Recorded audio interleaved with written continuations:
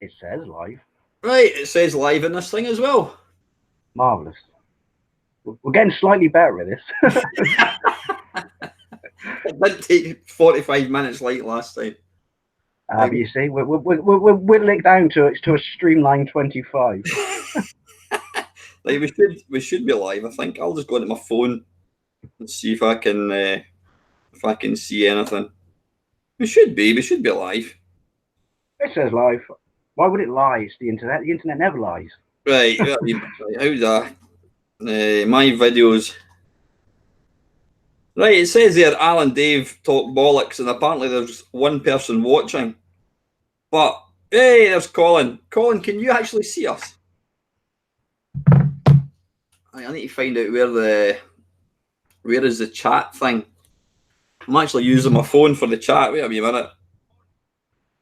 I've never found it since we've been on it. I've only ever seen it when I've gone back to it after being live. Yeah, there's a group chat thing at the right, but I think that's for you and I to talk rather than for the other people. Right? How did we do this? Yeah, there's a group chat thing at the right, but I think that's for you. Does it not show up beneath your window in Facebook, YouTube? Oh, wait a minute. If I do view, right, how did we do this? Right. What I need to do is I found it. Does it not show up beneath your window in Facebook? Nah, what you need to. Oh, you still there, Dave? Yeah, that's my echo. I'm turning the video down. Right, yeah, what I had to do is there's a thing that says view on watch page. So, Colin, you're the only person that's actually in at the moment. Can you just clarify that you can actually see and hear us? It's pretty bad. You know you're amateurish when you've got to ask your viewers to I feel there's a certain charm to that. Yeah, we'll call it charm, yeah.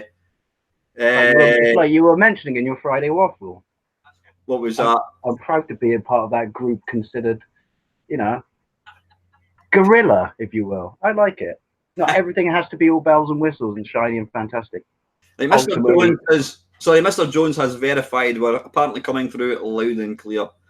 So yeah, that must have been a world record, Dave. It only took us. I actually got in right away. It always takes me a few minutes to remember how to do this, but we're definitely getting better.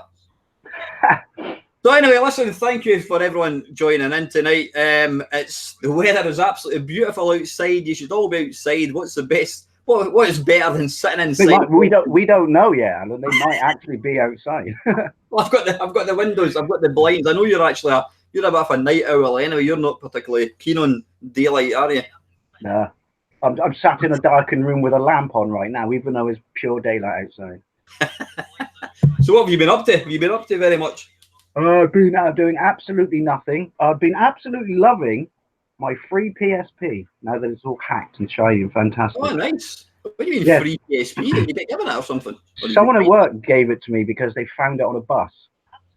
And they wanted to give it to the driver to say, take it back to the depot. And the driver actually said, we don't do that anymore because all that happens is if no one claims it in a certain period of time, everyone at the depot fights over who should get these things.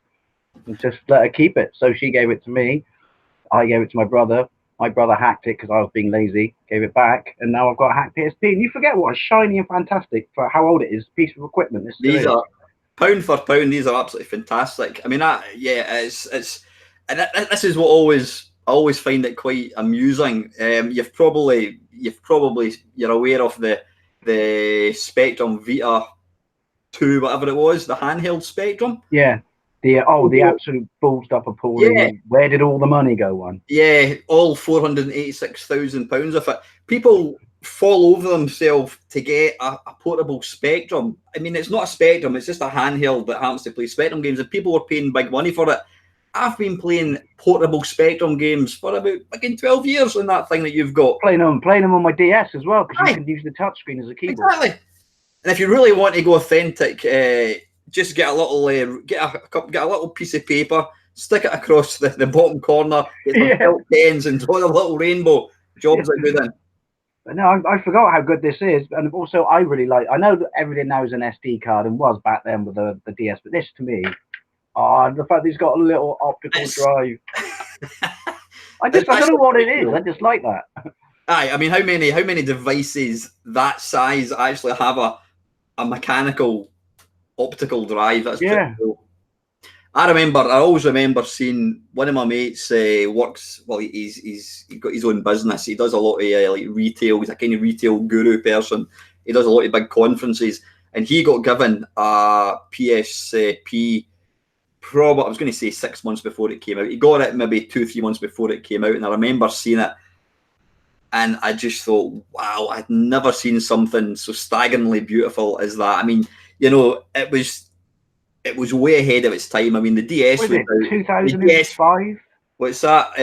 2005, I I think. think you're right, actually. You know what? You're absolutely bang on, because I was doing at a video games event, and it was in 2005, and he showed me this thing, and it was running Ridge Racer, and I'm like, this is just unbelievable. It was absolutely unbelievable. I mean, the DS was out, but like Ridge Racer on the DS is like, it's like running, you know, I don't know, VGA graphics compared to Yeah. graphics of the Vita or of the PSP. But the PSP is a wonderful little machine. It's got some cracking games as well. It's got some on there as well. I mean, the other thing she found on the bus with it was one of those little disc wallets with 6 games in as well. Nice. And then gave me another 3 the next week later that she forgot to give me as well. And so yeah, I've just like inherited it. But the game that's my brother put on it, and I've never played it before, and it's absolutely amazing and balls hard, is Ultimate Ghouls and Ghosts. Oh, that's a staggering game. That's amazing. I was watching. Was it Novabug was playing it? He's like shit hot at games, but that's a stunning game. I didn't even know it was a thing until I saw one of Slope Game Room's complete histories of, and I was like, what do you mean there's another Ghouls and Ghosts after Super Ghouls and Ghosts? Why was I not aware of this? Mm-hmm. But yeah, oh my god, it's hard though. What else is on there? I was just trying to think. There's a really good Splinter Cell on there. The Wipeout series are incredible. They just look, even now I just think they look amazing. There's a disappointing. I bought this, but it's I don't know. I guess it's how do you do it, but Gran Turismo on it looks absolutely amazing. But where's the whole like sort of grinding aspect and upgrading? I think you're right. It's it's like a Diet Coke version. Mm. Because someone was saying to me, well, the discs are only 1 point whatever gig, but I thought, well, I mean, visually, it's is that right? I didn't know that. Is that all they are size wise? 1.2 gigs or something. That's a guess. But then, having said that, Gran Turismo and Gran Turismo 1 on the original PlayStation were absolute grind fests. And what was a CD? 700 meg. Yeah. But it looks shiny and fantastic. I will say that. The only thing is, Amazon's being a dick to me. Everything I've ordered off Amazon lately through Prime just hasn't shown up. You seem an ongoing problem with Amazon, don't you? Yeah, they owe me my Judge Dredd mask, my new Judge Dredd mask. What? Judge Dredd mask. All right, okay. Yeah, it's a full latex one where you get the chin and everything. I know I should surf the web late at night, but when I've got an itchy wallet finger, I've been waiting ages and I haven't got an email. This is actually to its fairness for a private seller. The lead, so you can plug this into the telly. So I can do gameplays of it. They've given no, I'm sorry, sir, it's arrived, and it's like, no, it's not arrived. Well, how do we know it's not arrived? And you just saying it because you want another one? It's like, really? I'm going to go to that level of lying over a leak that cost me £4.50. I'm not that much of a cheap, sad bastard. What else do they owe me? I didn't even know that was a thing. Actually, I knew there's a. Is it? Oh, wait, is it called a Sony TV or something? Is that what it's called? No, that's the Vita. No, there is physically, depending on the model you get of this, because there's like 3, 4, I don't know. So it might not even work. Oh, hang on. It'd be quite helpful if I plugged my battery in, wouldn't it? Thanks for that, computer. For once, the warning was accurate. It just went bing. My brain just went. Your laptop at Yeah, it just went. Oh no, wait, what? Oh, good one, computer. Thanks for that. That could have been awkward. No, depending on the model, there's anyone out there in the comment land can help me out on this, because if it does find his shop, it might not even work. But there's a lead that you can plug it straight into the telly. I think it was mainly so you could watch your UMDs on a TV, like the UMD movies. That's right. But you can also play the games. But to be fair, how good would a UMD movie work on a TV? I mean, even back then, wouldn't you be better off watching DVD, or is it DVD resolution? I don't know. I've got absolutely no idea. Does anybody know what the quality of a UMD film is? I know I bought the entire Matrix trilogy in cash converters for £1.50. The first one's the only good one, but I just fancied having some UMDs once I got this. I could not. I was completely confused with the Matrix. I mean, I struggled with Jaws. So why is the guy shooting the shark? Why is this shark so angry? Still love Jaws is one of my favourite films. It's just an awesome film, really is. It invented the summer blockbuster, I believe. As in it was the first official summer blockbuster. When I went to Florida a couple of years ago. I was gutted when they'd done away with the Jaws ride. Is it gone, is it? It's gone now, yeah, unfortunately. Oh. They get rid of all the classics. They got rid of that. They got rid of Back to the Future. Oh, that was one. No, yeah, I forgot about that one, yeah. Do you think, here's a thing, do you think they'll ever make a new film for Back to the Future? I think that's I mean, if it's in the future or something, it'll be something like that, won't it? I don't know, if it's like maybe in the next 20 years or something, I think it's safe to say something will happen. Although, doesn't Zemeckis, I'm not sure how this works, but doesn't Zemeckis have some sort of thing that says the rights pass away with him or something? So once he, touch wood, not anytime soon, because he gave us the greatest movie in the history of the world ever, he doesn't pass away, but if that's true, that's very shrewd on his part. So I'm pretty sure it is that once he passes away, the rights pass away with him. I don't mean as in they're renewable. I mean, no one can touch it, if you know what I mean. But then Hollywood's full of corporate shrewd legal bastards, so I'm sure they can find a workaround. But I hope not. I don't know. I'm getting a bit fed up with all this remake crap. I mean, it's funny we say that because we've been in this remake era now for almost 20 years. But I don't know. It's like, if you're bored, go and find a small indie company that's dying to make something cool and interesting and throw your budget at them instead of just going, oh, I've got no ideas. Go and get a magazine for the 90s, thumb through it, stop on a page, and whatever movie's on that page, we'll make that. That's what it seems like. And then you get weird remakes, which seem... you ever seen a movie called Cabin Fever? I think I did. I'm not kind of big in horror, but I think I did see that. It's a horror one when they go to a cabin in the weekends. Well, actually, I summed up every horror movie. One of them gets a cold, do they? Or it turns into a fever. Well, no, there's still something in the water that just makes you rot away. And so it was only 2002, and then they remade it about 5 years ago. And if you're gonna remake something, mix it up, change it, bring something new to it. But they shot it scene for scene. The only difference was they made one character who used to be male, female, but the character was still exactly the same, i.e. weird and creepy. But I watched it out of curiosity because, it was on TV, and I just wanted to think, wow, congratulations, you've remade a movie exactly the same. Why? I think sometimes it's possibly because they want to try and bring in a new generation. I mean, kids my daughter's age, they're not going to be interested in watch. I mean, like, let's be honest, like Michael J. Fox, well, we know what's happened to Michael J. Fox. He's not particularly in very good health at all. But so let's bring in, I don't know, I'm going to say Ed Sheeran. That's the first young person I can think of. Bring in Ed Sheeran, put him into Back to the Future, and kids will go and see it. Bring in Lady Gaga or whatever. I mean, it's like the classic example. What was it? A Star Is Born. Never seen the original, but I did get dragged along to see the new one, and I actually quite enjoyed it, to be fair. I've never seen the original. I can't watch the second one because it's got Lady Gaga in it. So I was exactly the same, but I actually quite enjoyed it. But I think it's the same.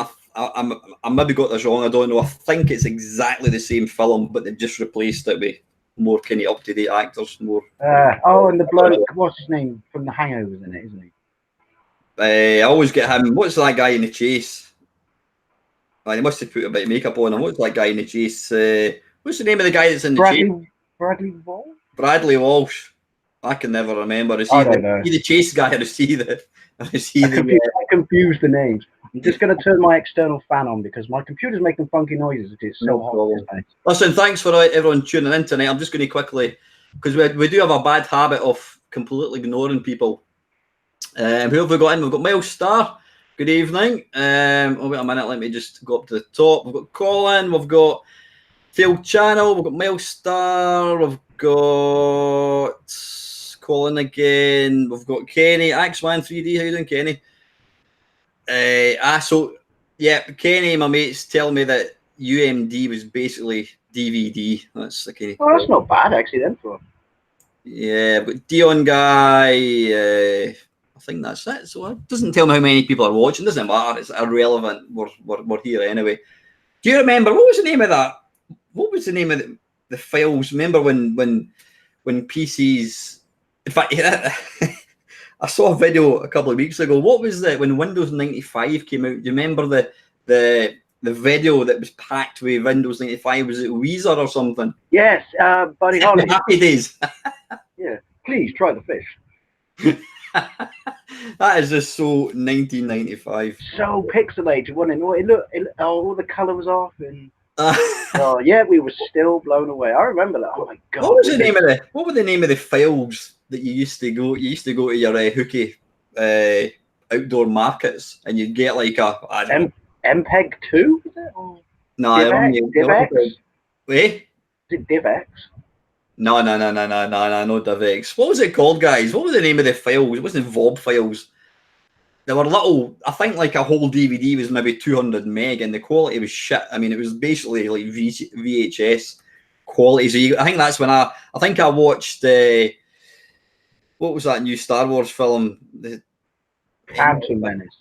The Phantom Menace. Yeah. I watched that in like a postage stamp screen, which I watched it in a postage stamp screen with Japanese subtitles at the bottom. Blink? No, it's no Blink, Kenny. What the hell was it called?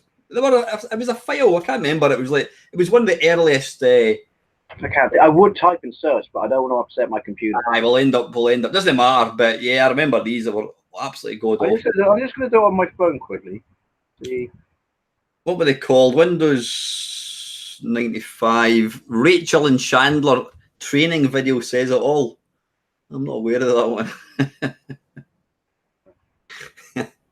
Windows. There's actually a window cleaning company in Livingston, and the guy's called. That's not MPEG, and the guy's called Windows 95.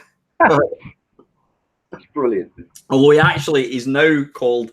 He changed it about 2 years ago to Windows 95.5. So obviously somebody must have, maybe Mr. Gates has tapped him on the shoulder and went, "Oi mate, what do you think you're doing?" I like to think his child is called Vista. Right. Video file format. What are they called? Nah, it's not even. Once it comes to me, the real shitty video. I know what you mean, because I remember buying a DVD. It was actually on a DVD. I remember buying a DVD from South Mead Market, as we talked about once before. Our equivalent of the dark side of the web was a market, and it had all 3 Indiana Jones movies on one disc. But the file format wasn't. It basically allowed you to buy. No, I'm getting a lot of ones here. OGG, RMV, format, VCD. Well done, Alex. Yes. VCD. That's so. Which though, the thing is, VCD when it first came out officially, for the CDI, and Virgin used to sell them. The official discs were actually pretty good quality, slightly better than VHS. But it was a format that really took off in parts of Asia because of the humidity and stuff. And VHS tapes would I just so happened to watch a video on this very recently.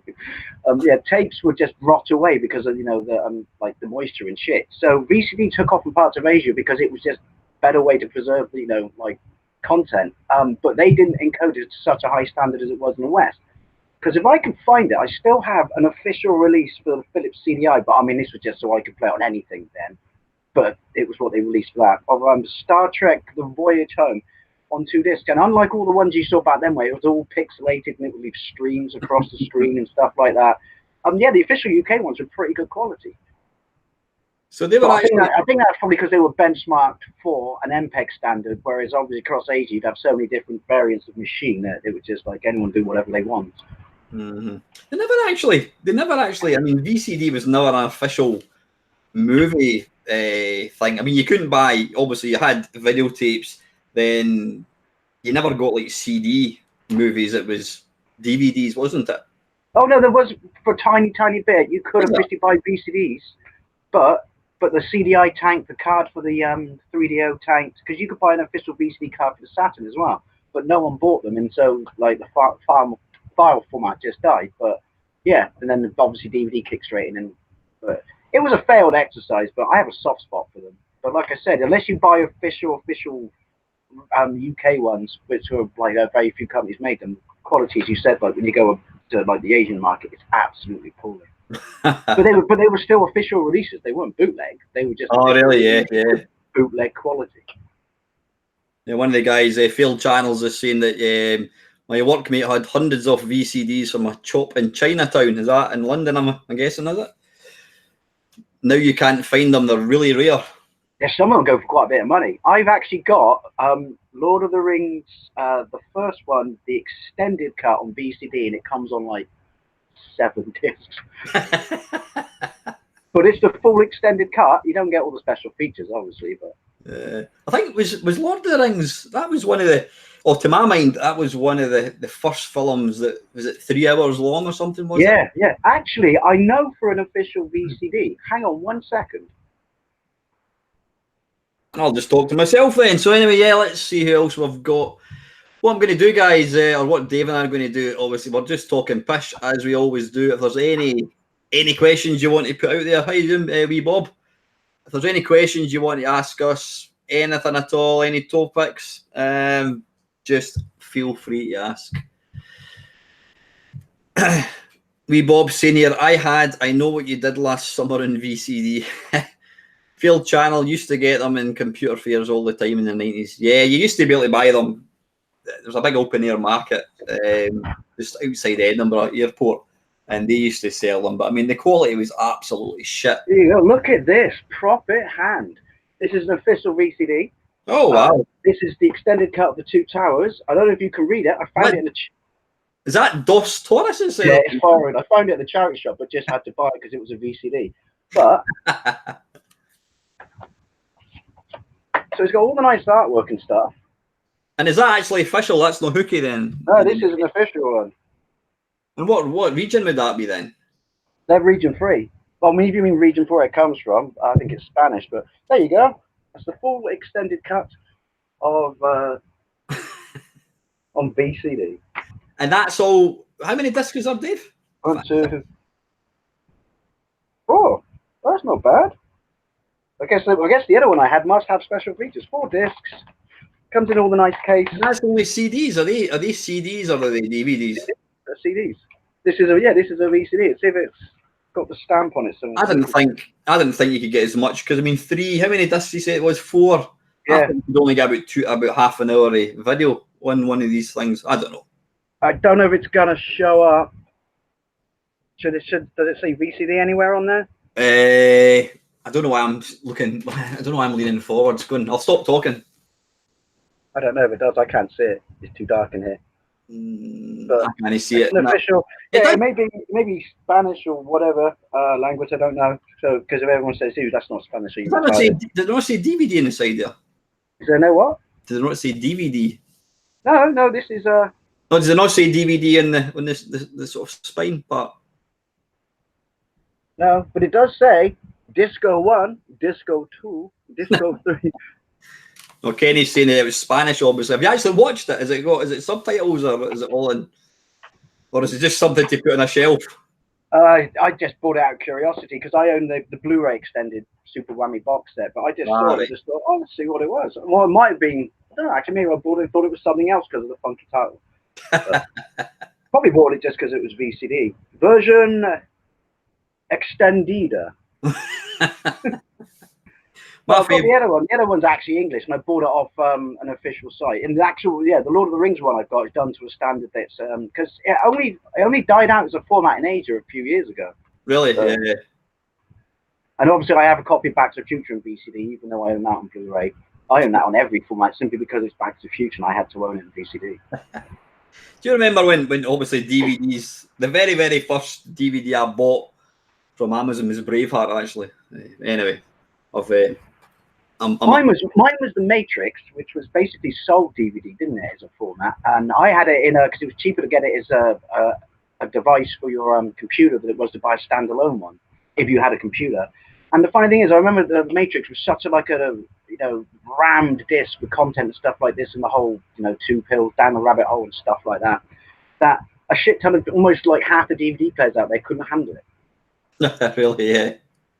And what was it? They were like 15 quid when it first came out, weren't they? I think they were, right? Do you remember you always wanted the director's cut, but you never actually watched the extras ever? Well, I did. Oh, you see, I did. I'm really sad for that. Yeah, Like, if I ever buy like a Super Whammy special edition, I'll watch all the extra content before I even sit down and watch the movie, because I'm a sad bastard. Nothing wrong with that. Nothing wrong with that. Refraction PCX2 is just saying many people buy PlayStation 2s as cheap DVD players. That's interesting because a couple of weeks ago, on the sort of nostalgia of watching Bohemian Rhapsody, which I went to see twice, I think it's a great film. Great.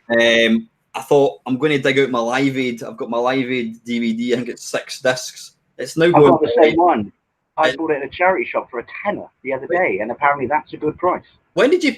What, just recently? Yeah, for £10, £9.99 and a half. Go on to eBay. They're going for like 100 quid. Are you shitting me? No, they're going. And my brother-in-law wanted to borrow it because he went to buy it, and he said, "I'm not paying 100 quid for it." They're going for about 70, 80 to about 100 quid for that box set. It's the white with the yellow guitar. Oh, I feel terrible. Now I feel like I've personally ripped off charity. First you've got somebody's PSP. Now you've just ripped off a charity. Oh no, all those poor baby orphans. That's an extra 80 quid I deprived them. Oh, that's pretty good. Yeah, so the half-pound. See, charity shops are normally pretty good now because they base their prices on eBay, so they must have dropped the ball on that one. Yeah. No, it was. I had a quick look, and they were going for about 70, 80 quid for that. I was in a St. Peter's Hospice the other day, and they were selling PlayStation games, and they had Crash Bandicoot 2, and it was in the glass case, and I just said, "Oh, how much is Crash Bandicoot 2?" And he pulled out and he said, and it's not the person behind the counter's fault, because obviously they're giving up their time. It's whoever overall, like, they've checked eBay prices, but they went, "Oh, it's $15.99." I went, "Oh, no. How much? $15.99. So we will not be paying $15.99 for the platinum release of Crash Bandicoot 2. Really? Yeah. I tell you what, give me a call if you got the black box version, but not the platinum one. And it's like, see, this is what makes me laugh. It's like, it's one thing to jump onto eBay to do your prices, but to see a game and it says this much money, and then say, well, that's what mine must be worth. Does yours have the manual? Has yours not got a crack in the case? Is your spine intact and stuff like that? Is your disc not scratched? I hate when people just look at it and just go, that's what mine's worth. No, it's not. Yeah. Otherwise, shows like the Antique Roadshow wouldn't exist, would they? But anyway, getting back to my Live Aid story, I thought I'm going to watch the. In fact, I thought I'm going to actually sit and start it from the very beginning and work my way through them. Put it into the PS4, wrong region. I'm like, bloody, I didn't even think the region thing was still a thing. So put it into the Wii U. It's the UK one, right? I take it. No, it's region 1. I always went for region 1. I don't know why. My mate always told me that was the better one to go for, region 1. It's like when I'm downloading a ROM, I always run the US one. Well, it's usually a smaller download because it's not got as many languages, but I always went for the US one. I don't know if it had any extras or whatever. No idea. But I couldn't play it on that. Put it in the Wii U, wouldn't play, region locked. I thought, right, I'll put it in the trusty Xbox One. Same problem. I thought, bloody hell. So I ended up going into some hooky app and starting to watch it through one of these things. But then I thought, what have I got that plays DVDs? I don't have a DVD player anymore. So I went up to the loft, dug out the trusty modded Xbox, original Xbox, and that just plays DVDs straight off the bat. Nice. Fantastic. I've got it online. You've got to have the remote though, haven't you? The little weird dongle thing you stick in. But you don't have to. You can just use the controller. All right. I thought you were well, that's what I've got with mine. But... I think I'm running. It's a sort of an app. I don't know what it's called. It's an app that I downloaded years ago, and it just plays DVDs. But you can just use the controller for all the. Oh, nice. To play. It's funny, but am I right in thinking? Again, this is just based purely on when you. Because my aerial broke in my room years ago, so all my TV is basically on-demand catch-up and stuff like that through my Xbox and YouTube. So, so I shouldn't have to pay a TV license. But it's just the stuff you watch late at night, and I'm sure I watched a video that said DVD was the only reason it took off in Japan is because of the PlayStation 2, because no one actually considered that much of a step up over VCD, even though it was. But the fact that the place, by all means, people out there in comment land correct me, but this I'm sure I saw the video. Yeah, if it wasn't for the PlayStation 2 in Japan, then DVD over there would have been established as a format. Really? because they just didn't really see it that much of a bigger deal. I mean, I'm basing this, take it, subjectively on a video, but kind of makes sense, I guess, because what formats, well, yeah, PlayStation 2 predates the Xbox, doesn't it? So yeah, PlayStation 2 was the first console with a DVD as a format, wasn't it? The DVD, I think it was. Yeah. Because the PlayStation 1, Saturn, they were all CD, weren't they? Yeah. The Dreamcast had its own thing going on. What was it like? Special? Well, were they CDs, but they were a gig or something. Something along there. They were like hybrid or something, I think. Yeah, but they weren't DVDs. Mm-hmm. Ah, you're right. I think the PlayStation 2 was the first DVD thing. Are you ready to feel old? It's 20 years old. Really? Console that we all imagine is the first proper big step up in graphics. And they're like, oh my god, the future is here. It's 20 years old next year. Yeah, sorry. Phil Channel's telling us the Dreamcast was GD-ROMs. That's what they were called. I'm guessing the G stands for Giga or Gig. Something, because I'm sure that was the format, which is pretty impressive. It's not a DVD. Yeah. Have you got a Dreamcast, Dave? Yes, I saw one of them in a charity shop the other day as well. How much was that going for? They want 25 quid for it. That's not bad. I'll wait for it. It wasn't yellowed at all. It was absolutely pristine. I had none of the hookups whatsoever. It had what? None of the hookups whatsoever. Or a pad. They wanted 25 quid for the console by itself. Just on its own. I mean, how do you know? I thought they had to do. There's a standard now, isn't there, in the high street? You sell, even if you're a charity shop, if you sell electrical goods second hand, they have to be certified, don't they? Well, they're going to be pat tested. Yeah. And then I walked into 3 charity shops in a row. It's like buses. You never see any of them 3 show up at once. Walked to 3 charity shops in a row, week before last, and each one of them had a GameCube in. I was like, wait, what? I just walked into the Twilight Zone or something, because they're starting to get a little bit collectible. One of them, and I was almost, because I've got the black one and I've got 2 Wiis, so I was like, oh, shall I buy the blue one? Because I always liked the blue one, but then I thought, oh no, I can't justify taking up more room and having a console I've already got just because it's an aesthetically a more pleasing color. Is that it's kind of purpley blue? Is That's it, yeah.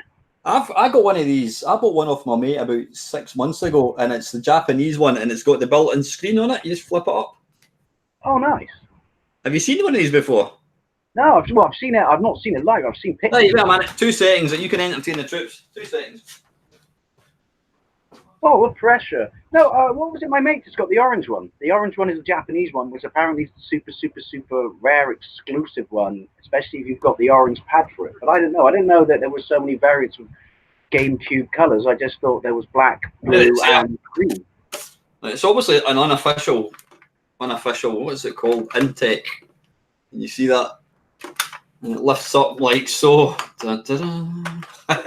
Look at that for a screen. It's like a what do you call it? It's like a Game Boy SP that's been eating too many pies.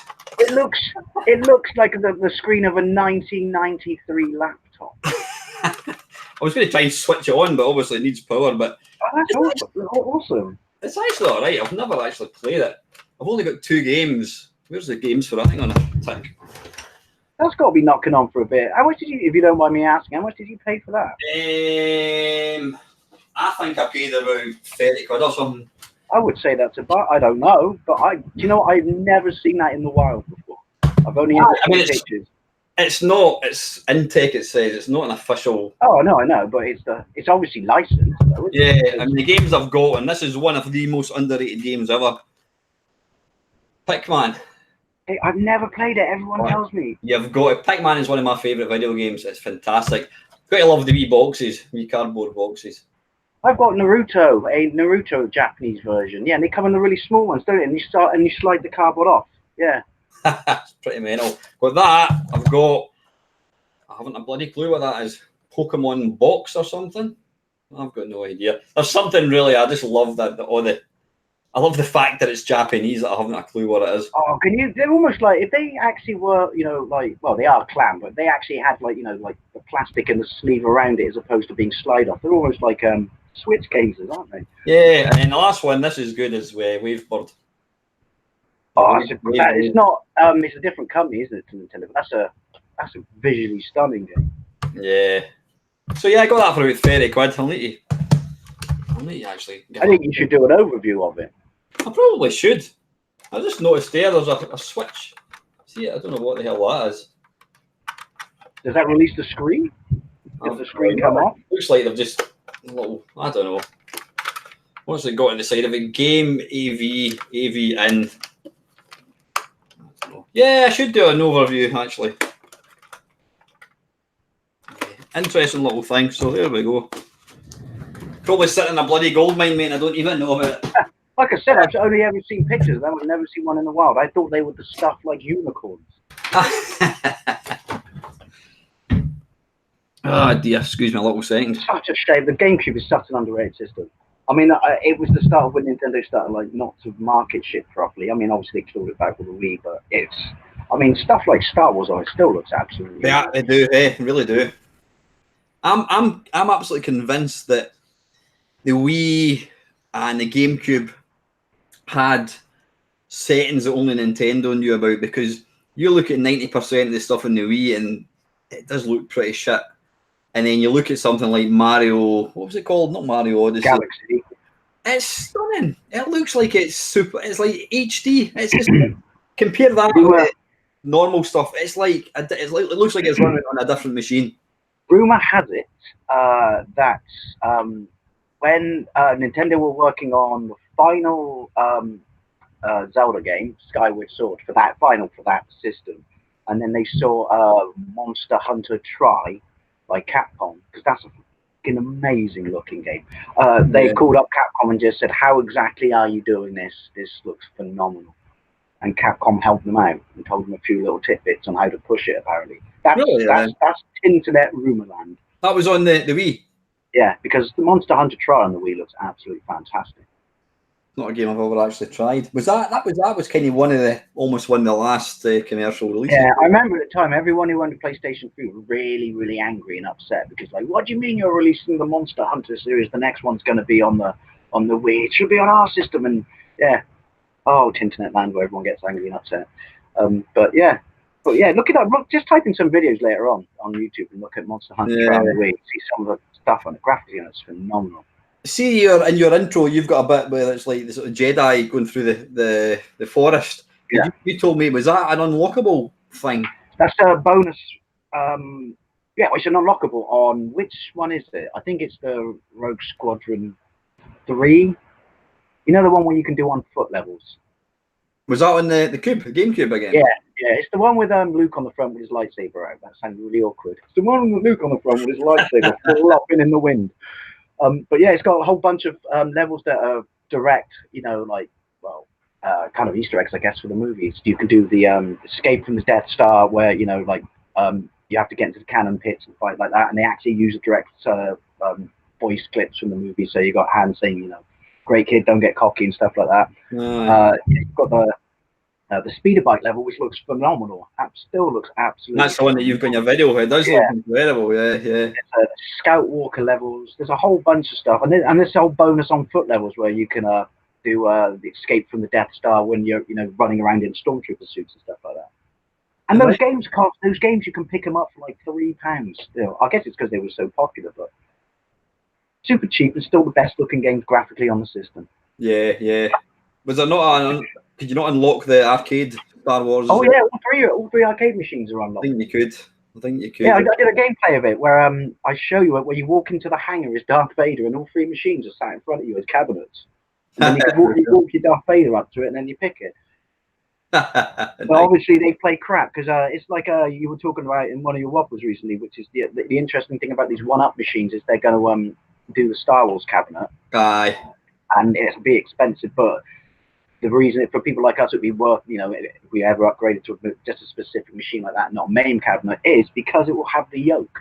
Because every home port of Star Wars doesn't play properly because you need that amazing yoke. Mm-hmm.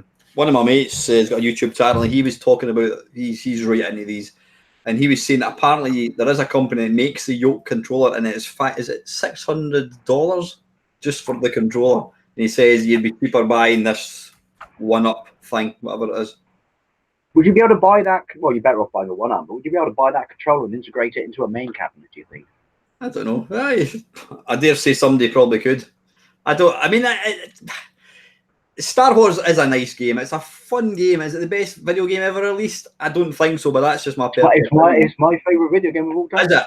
Yeah. Is it? I mean, it is. It's the thing is, though, if you stuck a hose pipe in my ear and said wash away all the nostalgia from my head, it would probably be a lot lower down the list. Aye. Yeah, it's epic. It's got the actual sound. It's got the actual, sound samples and that kind of stuff. I mean, it is. It's a. I mean, it's a vector game, and vector games don't really age. They do still look absolutely stunning. I'll tell you what I played recently at one of these play events was what do you call it? Space Harrier, and it was the full Booner. Dad, I won't wait till you ages to work out how to turn it on. It was actually. Oh, you watched the video, yeah. And it's amazing. I mean, it's hydraulic. It's quite a dull game without the hydraulics. First on-rail shooters, isn't it? What's that? Actually, one of the first arcade on-rail shooters. Probably was. What came first? The chicken and egg? No, what came first? Was it Space Harrier, then Afterburner, or was it the other way around? Space Harrier, Outrun.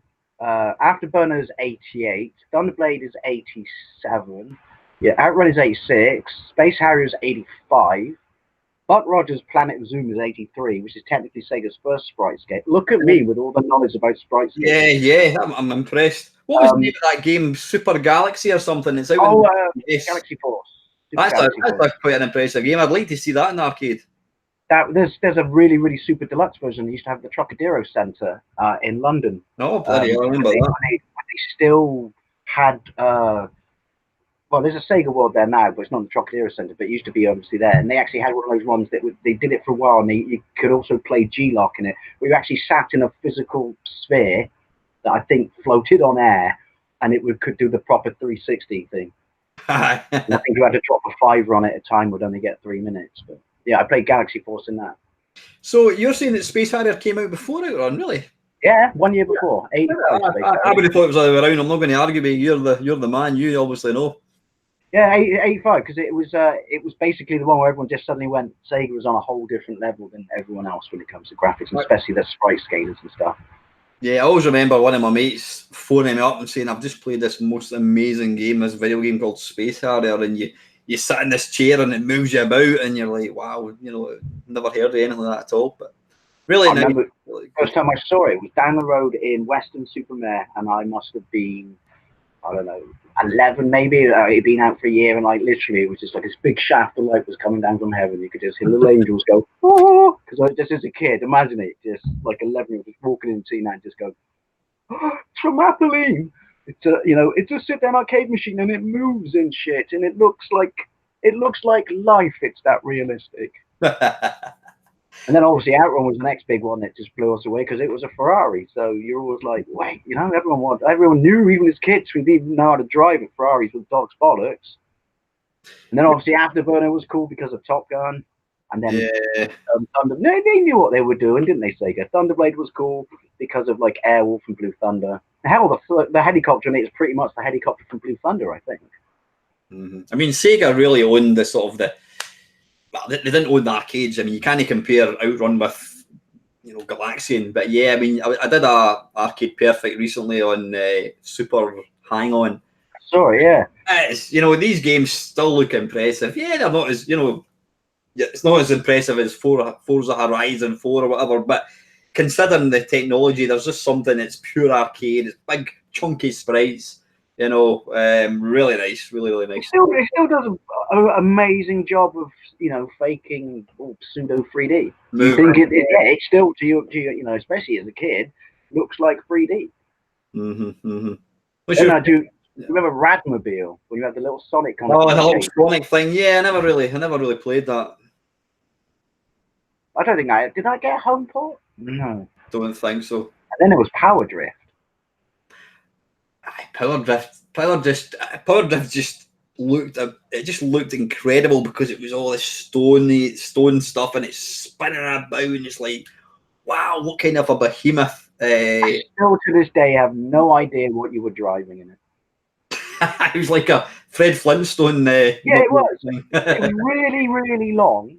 Oh, can you imagine that? See, they should have done that. There should have been a sprite scaling Flintstones race game, I say, back in the day. That would have been amazing. Did that have a hydraulic thing, power drifts? Yeah, ooh. Did it? I don't know, actually. Anyone? To the comments, yeah, to the comment section. Did power drifts have a hydraulic? I thought so. You would have thought so, because that was the whole point of the game, really. Yeah, it's like you said in your Arcade My Ass when you were talking about the Hang On and Super Hang On, and they had the bikes.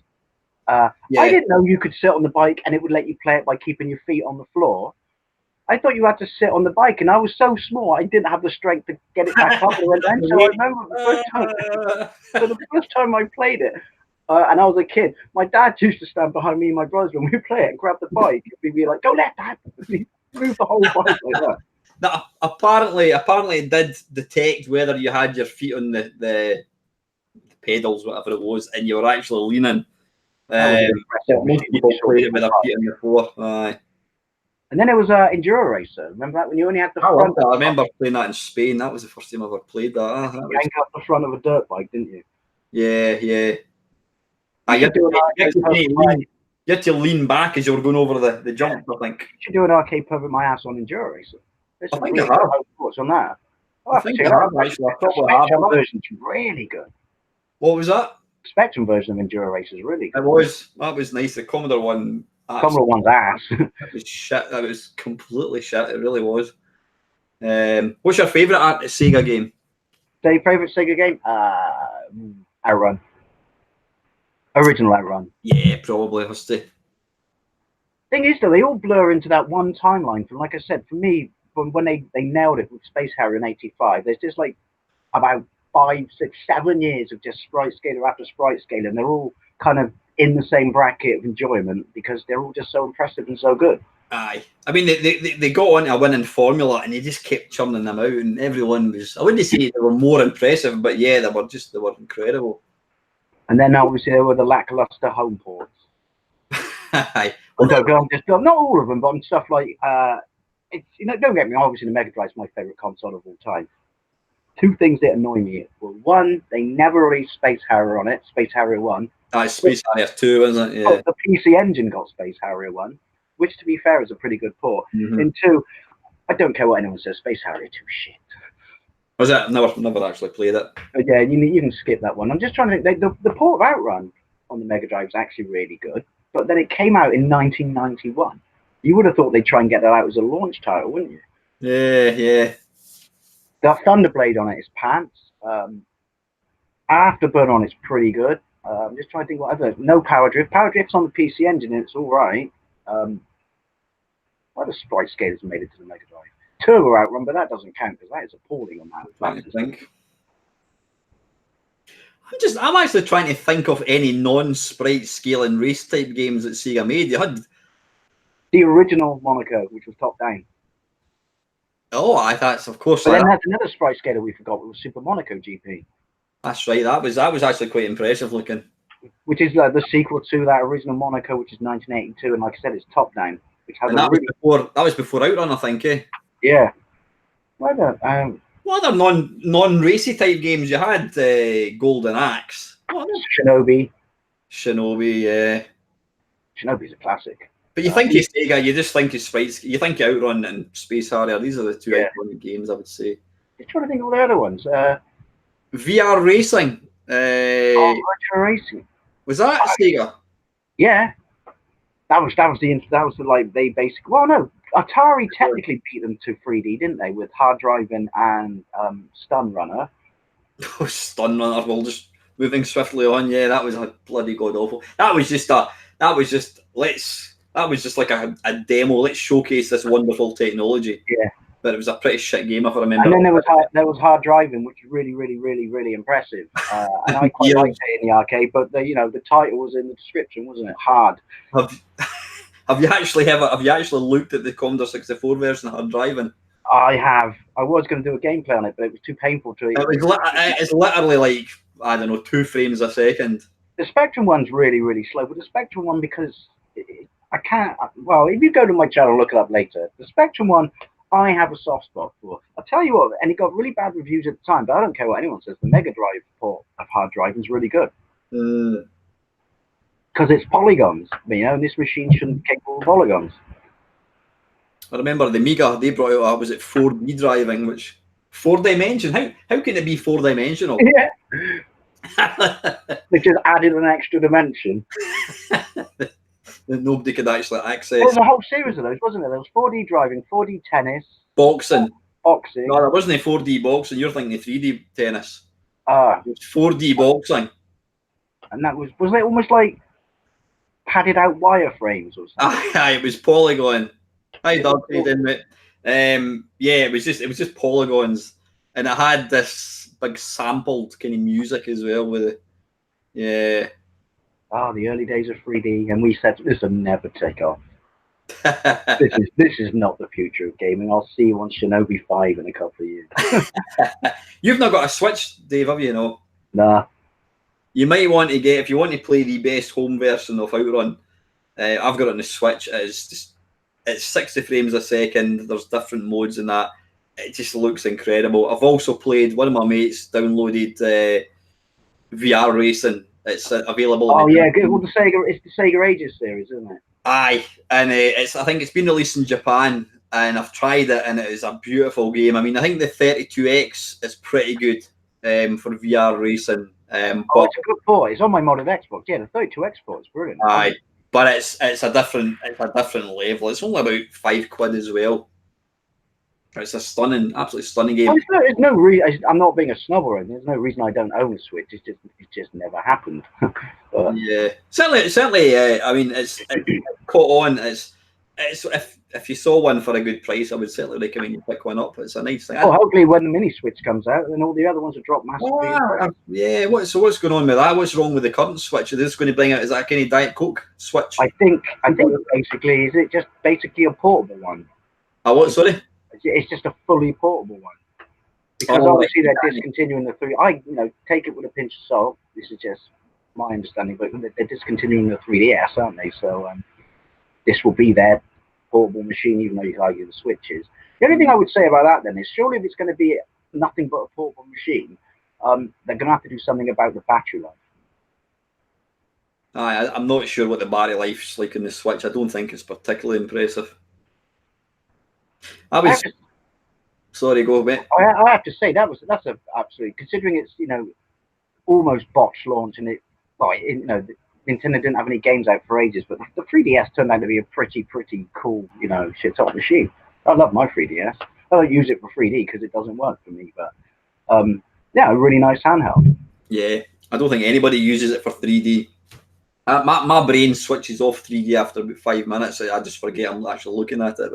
But I like 3D when I watch movies in 3D in my Oculus. It works then, but then you would expect it to work at something like the Oculus. But the whole problem with the 3DS was finding that sweet spot. And if you accidentally move a millimeter to the left or right, you were outside the sweet spot, and then it just hit the frequency in your head that gave you a massive migraine.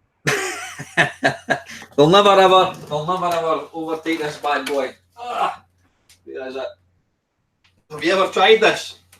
Oh, is it the virtual? I have not. I would love to. Well, when you come up here, mate, to see me, you can have a shot of it. I heard that really is like migraine inducing. I would.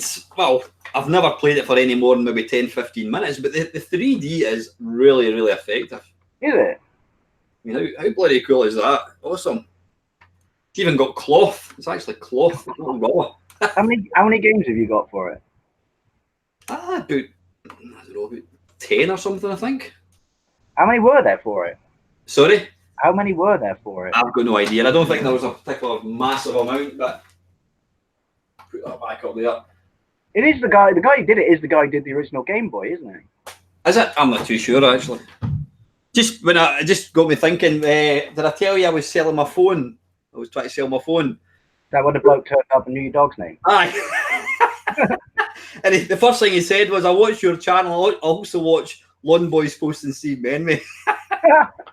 Small world. And he said to me, are you selling your virtual boy? I went, no. They got to be getting up there now, haven't they? Surely. What's that? Virtual Boys. Price wise? Yeah. Ah, there are. I mean, I don't think you don't really see that. I've got no idea how much it goes for. I don't know. I do think they do go for quite a bit of money, but I'm not. It's not going anywhere. I like having it. I Oh, like. I wasn't trying to pry it from your hand. I know. Curious, I've got absolutely no idea. I'll have to look that up later on. Anyone in the comment section know what Virtual Boy goes for, boxed and unboxed? Probably the guy that would know is it Vectrex Rolly? Do you ever watch his channel? Yeah. I used to love his the ones where he had to smuggle in a new purchase from his wife. Yeah. Right. Oh my god, I just laughed like Peter Griffin. So I was asking for questions and I've completely ignored everybody. So I think what we'll just do is have a quick little swatch through the questions. We are so bad at this. I know, and then we go, oh, we'll do it next time. And I always mean to copy and paste. How many have we got in? We've got 13 people in. Wonderful. I'll just start at the top. You're shitting me, Kenny. Kenny says he's seen prices from 400 to 600. There again, that's what somebody might be asking. But what did they actually I'm hoping that's boxed. Bloody hell. See, I don't get that. As Alan gets up, quickly goes downstairs and puts the second bolt on his door. There's one in eBay apparently for 300 quid. Is that box, Kenny, or is that just standalone? Mental. I just don't get the whole box thing, because if you're paying extra money for a box, you're not going to want to. I don't know. You're going to want to preserve it, so most people will probably put it in a cupboard so it doesn't get damaged. No, not me. I mean, I can't turn the camera around because it's on my creaky laptop. But yeah, my shelf over there. All my boxes, all my consoles are out, like all my minis and stuff. But all my boxes are on the shelf because it looks lovely. But I'm not one of those like completely anal people, which is like, takes the box like that and puts on his his surgical gloves with a surgical mask and puts it quietly to the side and not damage it. But I do like stuff in a box. And don't even get me started on people that buy sealed games. Oh, they'll never open them. Fuck. They'll never open them. Play it, or fuck off and let someone own it who is going to play it. Yeah. All you're doing is eating up a resource that will never ever get appreciated or used for what it was designed to do, and that's really sad. Absolutely. Apparently, Yieldy Gamer Steve is saying here there's one in eBay for 100 quid with 7 games. Give me a minute, I'll be back into it. Now, I think they do go. I mean, that's probably like the starting price. I've got no idea what they go for. And obviously, I guess it comes down to condition and stuff like that, doesn't it? Aye, and I mean, I think the hygiene of the person who owned it before you. What are you trying to say, sir? I know what you mean. I mean, it's. What was I going to say? Yeah, I think the Virtual Boy uses mechanical. When you actually switch it on, you can hear things going. It must be a mechanical thing. It's like a time machine. Nice. Oh. So, yeah, I think they're probably quite delicate things. I don't know. It's the same with the Vectrex. I mean, you can. I don't know what it is, but there's something. I'm sure I'm still on Shen Muso's channel or someone, in that traveling circle, which isn't there something, again, comment section, there's a fix you can do to something that breaks in the Virtual Boy that you do by putting that piece in the oven. That ring a bell? Yeah. I think that's a well, not a common thing. You remember that was it the towel trick with the 360? Yeah. You wrap. What was it again? You didn't wrap up in a towel and put it in an oven. Obviously. What was that again? I could wrap it in a towel and put it in an airing cupboard or something. I can't. There's so many old wives' tales. I remember when I was a lad that if you snapped the mag wheels on your BMX, apparently they would magically fix themselves if you put it in the freezer. But someone just made that up because they knew that every kid in the country would piss his parents off by taking everything out of the freezer just to fit one of their mag wheels in there from their rat burner. Aye, the towel trick though, yeah. But I think it was basically. I think that obviously chips become unseated, and then the whole point is if you reheat it, the solder will go soft, and then it'll just settle down. I don't know. You know what it is? It's these things all start from somewhere. It all comes back to that. You've got a leak in your radiator, so you crack an egg in it. you remember that? I Radiator remember car. that And apparently the egg white will bomb to wherever the hole is. one. Really? Yeah. Yeah. I'll let you remember that one. Disclaimer, people, if you try any of this stuff and it fucks up any of your equipment, it's nothing to do. You're acting on your own, right? Anyway, I was going to look at questions. Hang on a second. Right, okay, well, Doug's just pinged in there with a question. Alan, Dave, what is your thoughts on the eagerly awaited Spectrum next? I'll be interested to know, because obviously you're a Spectrum. I'm not going to call you a fanboy, Dave, but you were a Spectrum man. Hey, you can call me a fanboy when it comes to the Spectrum. Yeah, you were a Spectrum man. What is your thoughts on the next? Have you seen it? Do you know much about it? I've not seen it in, I've only seen all the stuff on the internet and I've been following it. I've not, pre-ordered or done the campaign or anything like that. I do intend to get one, but it's one of those things which is, it's not, I mean, I love Spectrum, but I can't justify dropping money like that. I'm going to wait till hopefully eventually it becomes a bit more common and stuff like that. But it looks phenomenal and fantastic. And did you never fancy getting one at the time when it I couldn't afford it at the time. And, yeah, you know what? I can't even bloody remember how much I paid for it. Was it 120 quid or something? I have no idea. But see, the thing is, if it was started now because of my amazing saving trick that I do, which is every time I break a note, because I pay for everything on debit card, every time I break a note, I told you this, how I bought my Oculus Go, isn't it? The change just goes in a jar. So if they start the process now, I could buy one. It was just at the time I was broke, but I'd love it. I think not only does it is going to be amazing. It is hands down the most beautiful looking keyboard I've ever seen. The beveled off bit and all the lights down that side. Oh, it's computer porn is what it is. And obviously it's Spectrum. I was at the obviously play thing last week in Glasgow or the week before, and I did see it. And I mean, I know Jim Bagley pretty well, he's been fundamental in the sort of development and writing games and that for it. And what I was saying to Jim was, I says it's the first new computer that I've owned since getting the Commodore Amiga, and that was the wonderful thing back in the day when you got a new system. I mean, most people couldn't afford two systems, so you had to sell. At least I had to sell the one I had to get the next one, and I had to sell that to get the next one. And any time you moved to a brand new system, there was things that excited you because it had better graphics, it had better sound, it had better games, whatever. And then you move to the PC, and a PC is just like a box that sits underneath, and it just does. And I don't have any nostalgia for PCs at all, but the Spectrum is the first brand new computer that I'm going to own since the Commodore Amiga, and I am quite excited about getting it. It's released. Right, I mean, we talked about it, which is like, you didn't even really need it. We can emulate stuff on anything, but ignore like, the complete botched Vega Plus portable thing. Yeah. Before that, you have the original Vega Kickstarter, and I own one of the original plug-and-play Vegas, and that's a really, really nice piece of equipment. Is that worth actually getting?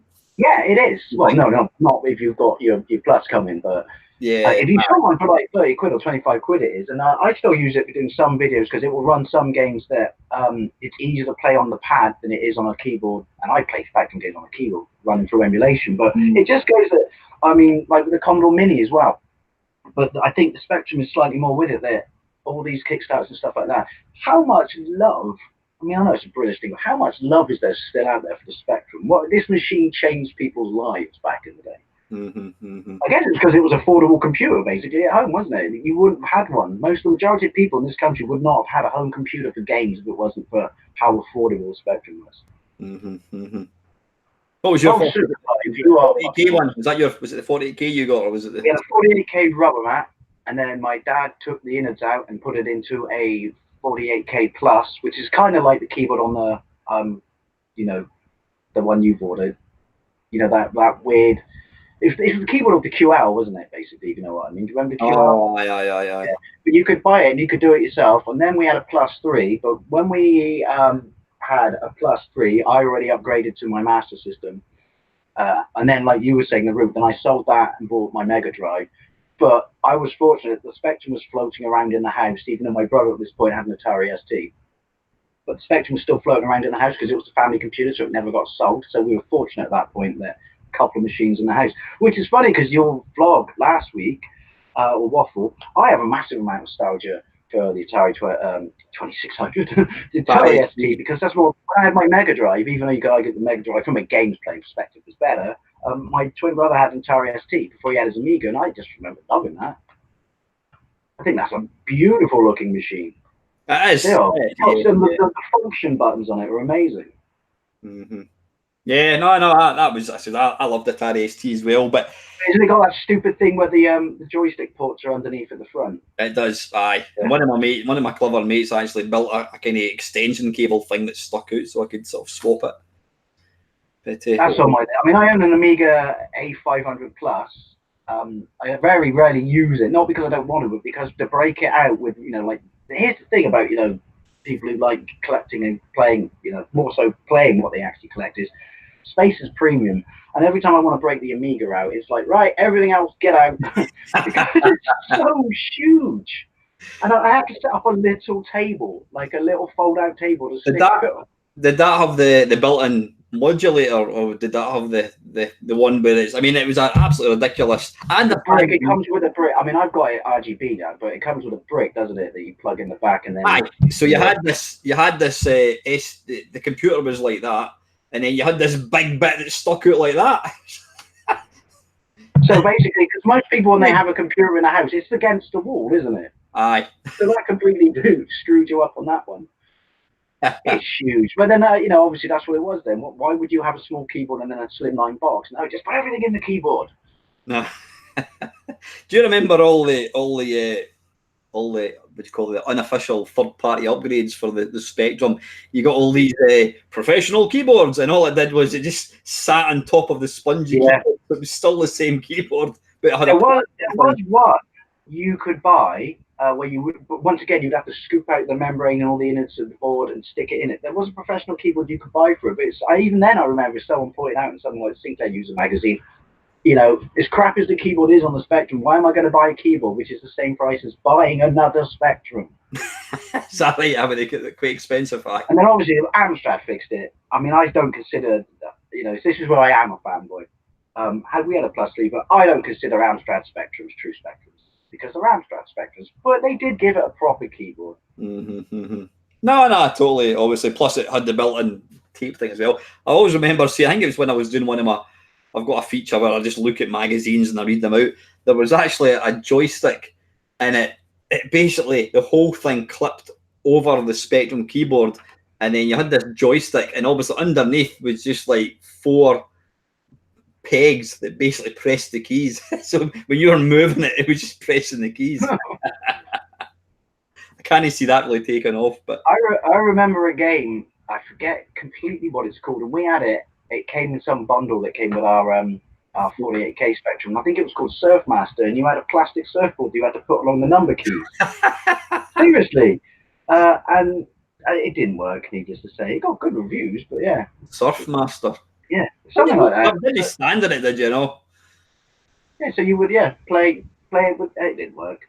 But it looked nice. that was the phrase, didn't it? I'm sure everyone said that phrase back in the day with their Spectrums. It didn't work, but it looked nice.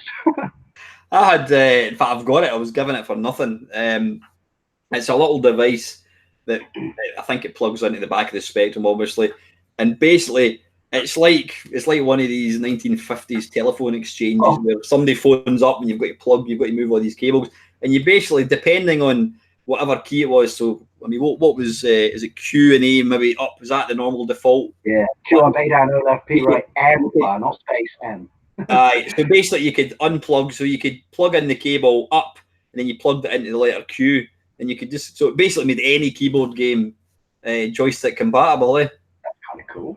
Which is pretty cool. Why did you have, I've always been interested, why did you have all the different, was it all the different adapter things, keyboard adapter, keyboard joystick adapter? You had Cursor and Sinclair and Sinclair ProTech, Kempston. Kempston was the most popular, wasn't it? And see the one, see in emulators, you get Cursor. Is that basically where it's the cursor keys? I believe so, yeah. Aye. But Sinclair were bastards, weren't they? Well, it was Amstrad actually at this point, but they said, hey, look, we put 2 joystick ports on the side of your machine, so now you don't have to buy an interface. Only our joysticks work with it. Did we mention that our joysticks are shit? I know, like grey Amstrad joysticks. And they only had one fire button at the top, and it's like Cheetah released their joystick with two 9 pins on it, so you could get around that. But it's like, why Amstrad would you, when there's the Cheetah 125 Plus with auto fire here, trigger here, 2 buttons here, socket cups, would you say, nah. Kids these days, they just want one as stiff as a 2600 with 1 button on the top. Fail, Amstrad, fail. Wonder why they never. Do you think the reason that most of the 8-bit machines, I think all of them, most of the games were just one fire button? Do you think it was just because that was the norm? That's what it was. Nobody really thought about it. The joysticks as well. The original joysticks. What's that? They were, each fire button was the same button, wasn't it? Yeah, it was. Yeah. Not like control pads for the Master System and NES where it was independent. It was every fire button did the same thing. I think that's why I always played with keys, because, like I said, my keys were Q up, A down, O left, P right, M standard fire, Z would be grenade, alternative fire. So I never played on a keyboard, on a joystick, because then you'd be playing games like Commando and you'd be like firing like that, and it's like, oh, I need to use a grenade, and you'd have to reach for the keyboard, so it'd be obsolete to play with a joystick. I did an overview yesterday or this morning of my my C64 Mini, and I'm sure we've talked about it before, but what a lovely little machine let down by the fact that the joystick is fucking terrible. Yeah, and that's why I don't actually play it. I've not played it since I gave you these games. I've got to get another joystick for it. I really have, because it's funny, when I was doing my overview of my Neo Geo Mini, which is fantastic, by the way. It is nice. Where is the pad? Because this will make sense. Right. So people complain about the Neo Geo Mini pad. This is the one, right? Because they said, look, there's too much travel in this. And it's a double-edged sword, isn't it? Because everyone said, oh, travel's a bad thing. Travel is a bad thing. Yeah, really? Because when you break this out, travel is a good thing. Because look at this, and that's it. The full array of movement. So you find it. I don't know if you notice it. You find it fighting against your wrist. Aye. And when I did, I did a half an hour video on it, and I got to the end of the video, and my left wrist was absolutely, no pun intended, wanked. I don't know. Did they not, like the devs, play test this or something? You know, this is a lovely little machine, especially when you can add on ROMs and stuff like that. Yeah. Find the bloke who made that joystick and execute him. Yeah, you kind of get the feeling that they put all the money into actually making a little machine, and then they just put the most plasticky, cheap. It made me doubt when I was playing it. It made me doubt if I was right or left-handed, because I was swapping hands. I'm doing something wrong here. And it's like, no, it's crap with both hands, and now both my wrists hurt. Just give me a second, Dave. You're talking about the plate and the Neo Geo pad. Well, I've got an actual proper Neo Geo, and I've got the pad in here somewhere. Yeah, you're just micro switches. It's all nice and clicky, isn't it? So this is what you call a behemoth of. Oh, you got the original stick. That was the dog's bollocks. That's the Wico there. Oh, what the hell is that? Was that the Kempston? Is it? No, Quick Shot. That's the Quick Shot. That's the one after the Quick Shot 2. Is that the Pro Plus? That. See, it has to move. Dreamcast, PC Engine, Saturn. No, that's the Mega Drive. Wait a minute. I have got even got a bloody mouse for the Atari ST. I don't know where I got that from. Wait a minute. I just want to see if I can find that. I've got it in here somewhere. I bought that today. That goes for stupid money. That's the arcade stick for the Neo Geo. That's actually quite nice. Ooh, that is the thing of yeah. Where is it? Is that the arcade stick for the CD? What's that, mate? Is that for the Neo Geo CD? I mean, it uses it on the other one. I've got a, you know, what's it called? The MVS? I've got it's a consoleized MVS. Basically, somebody has taken the actual arcade board and they've made it into a kind of console. It's down there, so it plays. It's got the big. I've got one of these big 76-in-1 things, but I've also got a Neo Geo CD as well, which is quite nice. Right, just 2 seconds. Sorry, guys, I'm just. The Neo Geo CD only have a 1-speed CD unit. What's that? Doesn't the Neo Geo CD only have a 1-speed drive? They brought out a new one, version 2. Yeah, this is one of the best gamepads you'll ever get, the Wavebird. Oh yes. Fantastic. Sorry, this is coming in a bit of a. Let's look at Alan's. Oh, that's a Sega Saturn. Ah, fuck, it doesn't matter. There's a SNES pad.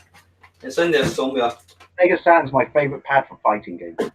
Yeah, right. You know what? I can't find it. It's in here somewhere, but it doesn't matter. Oh, anyway, what are we talking about? Some sort of filing system may be in order there. What's that? Some sort of filing system may be in order there. That's a filing cabinet. I bought 2 of them off Gumtree for 30 quid, so just got absolutely tons and tons of shite. Oh, that's a bad boy. These go for nice Dreamcast. I saw one of them in cash converters yesterday. Fantastic. Really nice. Isn't it weird though? They went with the green buttons, considering the color of the Dreamcast, and yet that stick is. If you didn't, it's official. It's official. If you didn't have the Dreamcast swirl on it, based on the color scheme, you wouldn't know what it was for, would you? Yeah, no, I know, and it does actually have Sega on the back of it. So. Oh, I got a nice big fat metal bottom. I've got. What the hell was that? Oh, Christ! You know what? I forget I've got so much shit in here. Jesus Christ! What's this? Oh, you remember these? Was it the Bug or something? It was called. Oh, is that the one? Yeah, it's Conics, isn't it? That's a Conics. I don't know. Speed King, apparently. And of course, when you think of joysticks,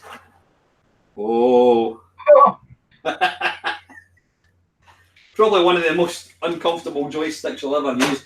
This thing is lovely. You know when the world will inevitably be ended by nuclear war, right? What's that? When the world is inevitably going to be ended by nuclear war, there will only be 2 things left: cockroaches and Atari 2600. Sega Saturn. Oh, look at that arcade stick. You know what? I actually forget I've got half this stuff. Okay, when you come up here, Dave, you'll need to help me sort through it. Anyway, sorry about that, guys. Come on, no, don't bother. Everyone likes a bit of show and tell.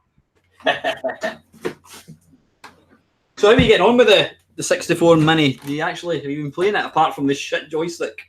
I've been playing it. I need to talk to someone point out in the comment section. It won't read I put your ROM dump on the memory stick. I think it only recognises certain memory sticks, apparently. But no, I just used that. So is it working? Have you got it working? No, not yet. I'm just playing the original games. But someone said, did you do a firmware update before you put all the ROMs on a stick and then stuck it in, or? Yeah, you do.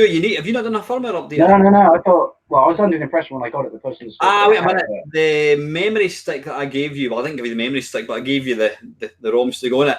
There is an update on it, which you have to, when you first plug it in, you want to update it, because I think that then allows you to accesses the memory stick.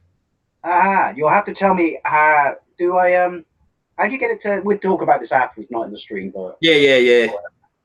Well, I'll just find a video, but yeah, no, I need to do that then. But the other thing I need to do, because I want to use it now so I can play all the Commodore games I can't play on my normal emulation, devices. But like I said, and someone told me how to do it, I need to get an 8-button pad and map all the buttons, because like I said, it's a fantastic machine. Honestly, people out there, I don't want to sound like a miserable old fuck. It's like, oh, come on, blaming your tools.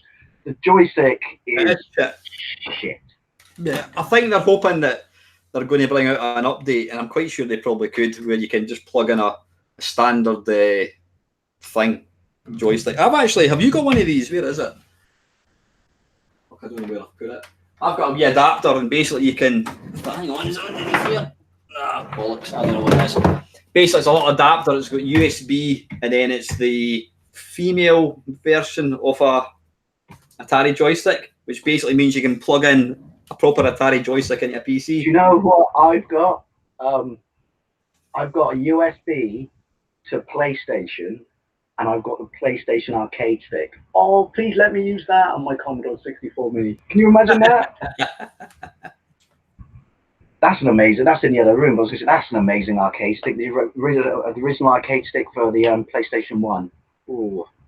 I don't think I've actually seen one of these. Is it actually a proper? Is it PlayStation? Is it? Yeah. Oh, give me a second. Since you asked. Yeah. Go for it, mate. Right, I'll just go through and look down the questions.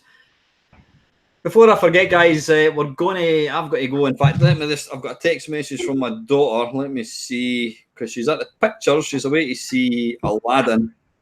Can you pick us up outside McDonald's at 10:15? I guess I'll be buying a McDonald's then, won't I? Right, I better go and just reply to her. So yeah, we'll need to wrap this up at 10 o'clock. Just give me 2 seconds. Right, okay. There we go. But thank you for everyone joining in. It's always nice to have, and I do apologise for kind of ignoring you. I'll need to just have a look at some of the Sam Coopey. That's interesting, Steve. There's a guy who is probably the man when it comes to Sam Coopey stuff. A guy by the name of Colin Piggott. Now, he went to our computer club a couple of years ago, and he brought along a Sam Coopey, and he actually had built his own accelerator. I don't know where it is. Can you find it? Do you want me to check in that drawer behind me? It might be. It's probably, realistically, it's in there. Shit, I don't know where that is. I must have because I think also, so it might be in the other route. I take up 3 rooms in this house. That's terrible, isn't it? I think I've set it up on an Xbox, so I've got another one that lets me play it on the Xbox, which is brilliant because that modded Xbox has got a whole bunch of PlayStation games on it, and trying to play PlayStation games with an Xbox pad does your mind in. Aye. Like crossing the streams in Ghostbusters. What's that? Like crossing the streams moment in Ghostbusters, playing PlayStation games on an Xbox pad. But no, it's a really, really nice PlayStation stick. It's branded, it's Sony and everything. There's nothing worse when you know you've got something and you cannot find it. I know. As we're talking, the other side of my brain, when people say men can't multitask, it's running all these scenarios, which is quite. So when you just take off, I know you're away to look for it. But I had the other one I got, which I don't know where it is, which is really annoying because I've got a Master System. Is I've got obviously it's a whole different league. It's only got 2 buttons. But do you remember the original joystick they sold with the Master System, not the pads, the one by Sega, where it was almost like a gear stick? It had such a horrible. Wait a minute. Aye, it's kind of long, and then it's just got this. Yeah, it's like a shifter in an automatic car, and it was just like, yeah, you're like Sega. Hang on, how many arcade games did you make at this point? No, you know what? I'm getting muddled up with the original controller on the Atari 7800. It was exactly the same. It looked exactly like that. It was like long. Yeah, I know the one. 2 buttons, one there, one there. Aye. See, my 7800, because it's a UK one, comes with the really nice little pads. I think I've got one of them as well. They did, because am I right in thinking am I confusing it with 5200? It wasn't analog on the 7800, those joysticks, was it? Don't know. I couldn't tell you. I know the ones on the 5200 are absolute.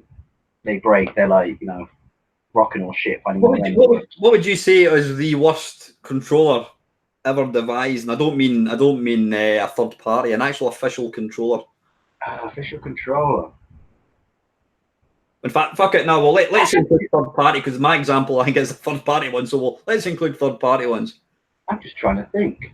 Have you that one you just pulled out your drawer, which has the whole I'm ergonomically designed to sit in your hand? Aye. Which is rubbish because I know what they were doing it, which is let's be different from everyone else. It's a joystick. It's the law. It should have sucker cups in the 80s. Did anyone actually use sucker cups? Because I never. Did you? Yeah. I remember it was the desk we had, which we had our shared Spectrum on back in the day, because of when you're kids and you eat sweets and crisps and drink pop and stuff like that. There were ring stains everywhere from the 4 sucker cups because we just had Tizer or something and then licked the cup and went. I'm trying to think of the worst pads though. Well, I think we just. I think you showed me about 5 minutes ago the Commodore 64. Oh yeah, that was on a whole different level though. That's at the top of the mountain. What were they thinking? Do you know what? Oh, yeah. Do you know what? Oh, sacrilege for this. I don't get on with a Dreamcast pad. I think it's because there's so many good fighters on it, and I don't like. No, it should be after the Saturn. It's like there should be a 6 in line. I mean, there it's there. Oh, Oh shit, that's the bloody Wavebird, which is one of the best ones. Hang on, let me dig out my... I can tell you what my favourite control pad of all time is. Look, I've got an extender cable for mine. Yeah, I mean it's an ugly. What were they thinking? I think they were honestly that kind of looks a bit like the Xbox Fat. I think it was supposed to be the evolution of the Nights into Dreams analog stick. Do you remember that? The Nights, you know, the game Nights into Dreams. Oh yeah. You could buy a Super Whammy version of it that came with an analog stick because it was kind of their answer to you know, the Dual Shock or whatever analog just been released, but only had one analog stick. And then I think they just kind of, because it's almost basically that with extra buttons and it's white, whereas that's black. Yeah. And so I think they went that route, but no, it's not a good pad for fighting games. I mean, actually, and the D-pad's basically a razor. It's shit. Yeah, I don't think I've actually ever used the D-pad. I mean, to be fair, it does actually sit pretty well, but it's just even if they'd kind of like cut up there and made it look kind of slimmer, it's just like fat. I'd be curious to see. That's bigger than a Duke, isn't it? And a what? That's bigger than an Xbox Duke, isn't it? I don't know. That you're talking about the original Xbox. Yeah. God, imagine who would win in a fight out of those two. I mean, there's the Xbox, the original. Like, no, that's the Xbox 360. Yeah, it's not the greatest. It's not the greatest. I have to say, one of my, and maybe I'm a bit biased because I'm not a fan of it.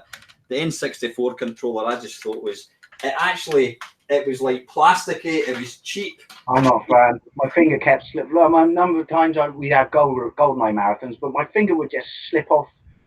It's like holding a drill bit. Yeah, it's pointed just straight up. It's like, and it was really plastic. It was really cheap. It's like holding a trident. Yeah, I wasn't a fan. Like Aquaman when I played that. The best joypad, my favorite, not best, my favorite joypad of all time. And I hate the argument people always use against it because that's not about. The joypad's supposed to be about control. I think the GameCube is my favorite of all time. I think that's an amazing joypad. And people say, it looks like a Fisher-Price toy. Who cares? It's such a nice controller to hold. It is. And again, I've got one. Let's see it. You know, that drawer is equivalent of Mary Poppins' handbag, isn't it? Whatever you need. Everything. There we go. That is. See, that's what it should look like. It's. I mean, show it sideways. The handles are really nice and beveled. Yeah. Like that. That's amazing. That is. That is what it should be like. That is a lovely, and that there is not lovely. It's rubbery. I mean, it's just it feels. I sweat profusely. Maybe it's an age thing, but I really do. And that just sticks to my finger. And even they feel fantastic. And also, and I like this, if you move the yellow stick around, you can make it grind against the hexagonal sockets. That's just me. That's my OCD. But yeah, that's I've got to agree. That is never actually. Have you ever really tried that? I think that was only ever used for changing. Really ever used it for like changing weapons and stuff like that? I think so. But yeah, it's a bit small for kind of your thumb to go in it. That's what she said. Sorry. Sorry, mate. I'm just looking at. We've got our own publicist or not publicist. What do you call it? Mamemeister Electrics. Right, lads, you're watching the live stream. Thanks for watching. I think we'll need to get him onto the payroll, by the way.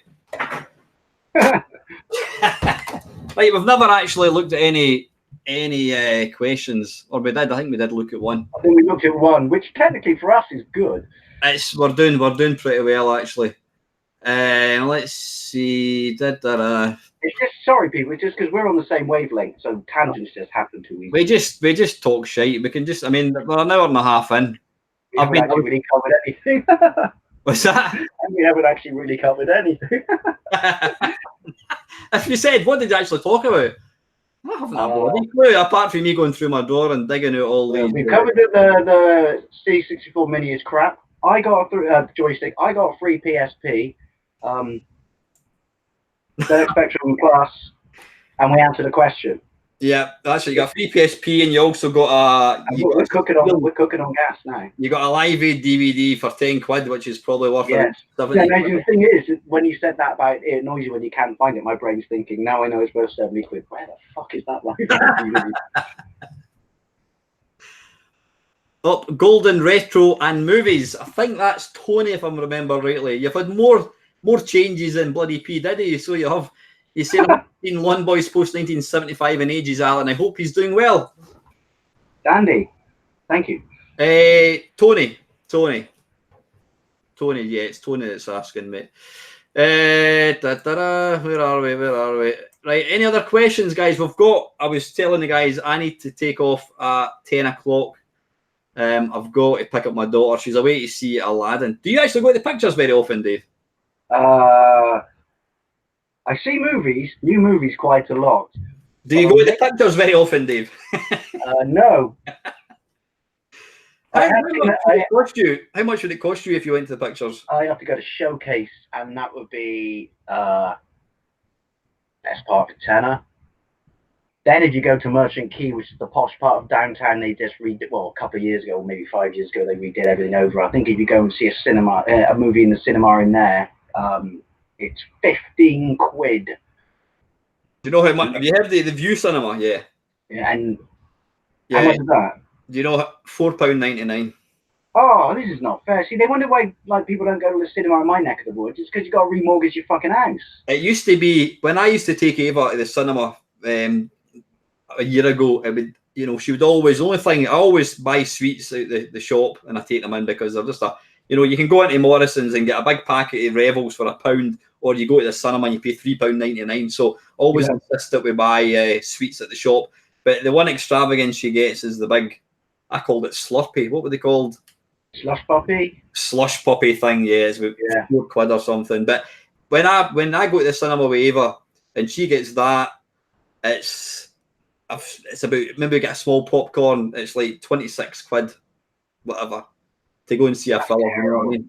But now, about a year ago, in fact January this year, the Livingston View and one in Stirling, I think it is, every film's £4.99. Which I think see, I would go for that. Yeah. I'm just not a fan of going to see a movie for the price of buying a Blu-ray. Yeah, no, I totally agree. I mean, you've got a family, 3 kids. Like, say for example, Toy Story 4. Was it Toy Story 4? I've not got a clue.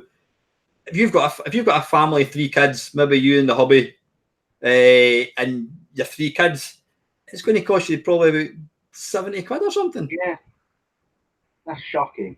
No, I mean, don't know, but yeah, £4.99. If you had a family of 3 kids and you went once a week for the entire year, think of the home entertainment system you could have bought. You could have bought a home cinema. There's irony. Do you not miss? See, one thing that I was quite excited about getting going. I miss going to the cinema and it's not very good quality and there's crackly bits on the screen and the curtains open. Yeah, and you get the Pearl and Dean.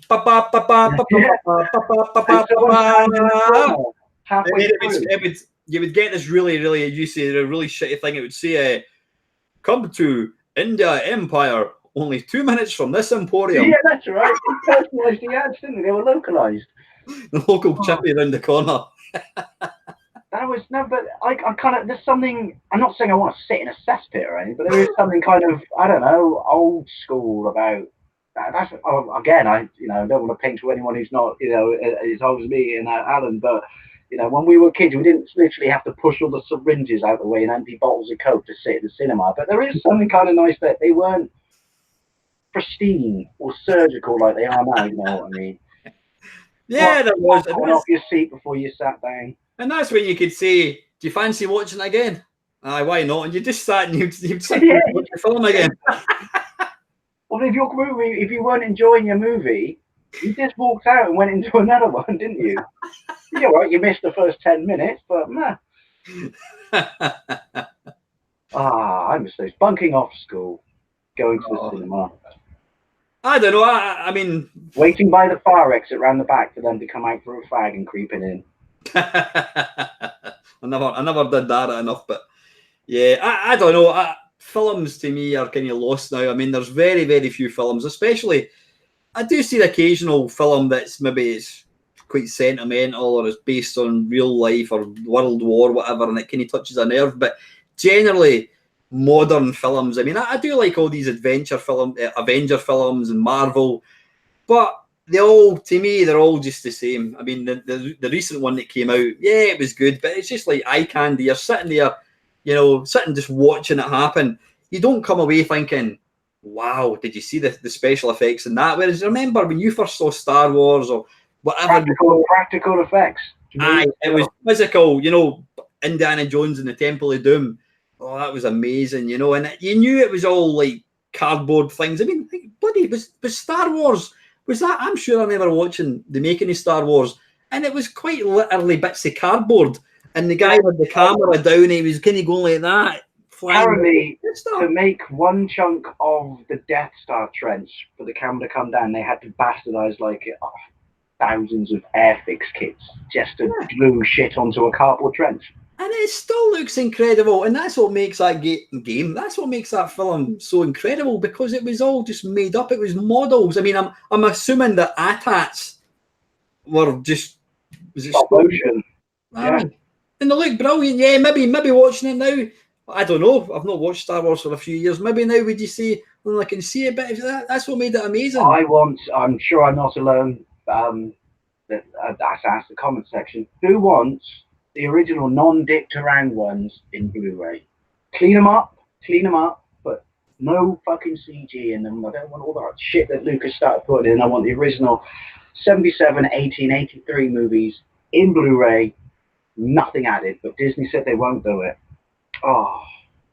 I've got I think there's a fan version of it where they kind of stripped all this shit out. I think, did they not enhance Jabba the Hutt or something? Was that one? They did. Well, he shouldn't have even. He was originally an actor, wasn't he? That's right. Aye. They had that bit where they disguised the fact that obviously he walked around an actor to make out when they turned him into a slug. He would stand on Jabba's tail, and Lucas was like, "Yeah, look, see, we got away with it." I'm not an expert, right? But if he's the biggest, baddest gangster in the galaxy, and you already owe him a couple of 100,000. Possibly not the greatest idea to stand with his fucking tail, is it? But it was the way they were all like, "Yep, see, this is how we did it." Now it explains why he's got a tail. It's even like, back when they first did it, my brain did 97 when this one came out. My brain just went ludicrous. The only thing I liked about them when they did them in 97 was I got to see them in the cinema again. Aye, that was something special. I'll be honest with you, I'm not a big sci-fi fan. But I mean, like every kid, Star Wars was amazing. You got when it starts off, and it's like, oh wow, we're in for a treat. The last few ones, I'm just like, they're all loaded with politics and agendas now. Like, I don't want to watch a futuristic space movie. It should be all swashbuckling. I don't need politics shoved into my Star Wars movie. Thank you very much, Disney. Kathleen Kennedy, I'm looking at you. I'm just looking at the comments. We've got Mr. Derek Fundas. Now, have you seen his channel, Dave? Is that his name for his channel, or is that his name? The Derek Fundas Archive. He's a fellow Scotsman. He comes from, is it Arbroath or Dundee, I think, Derek?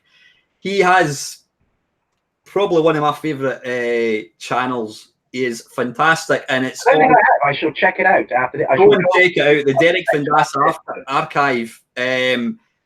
It's all about the it's called On the Spectrum, and it's fantastic. It's already. There you go. It's like a 1980s. It'll say, and now I have seen his channel. I went back because you've mentioned him before in one of your waffles probably a year or so ago. He has got. Well, he's only been. I think they've only been going about maybe 10 months, Derek, something like that. But he's got. Yeah, but you plugged him in one of your waffles. I remember it. And yeah, as soon as you said done like that, my brain went bing, penny dropped. Derek's intro is up there with yours. Probably two of my favourite intros. His one is just fantastic. Go and check it out. And, I mean, all the guys that are on the stream just now, if you've not watched Derek's channel, go and check it out. It's absolutely fantastic. Brilliant.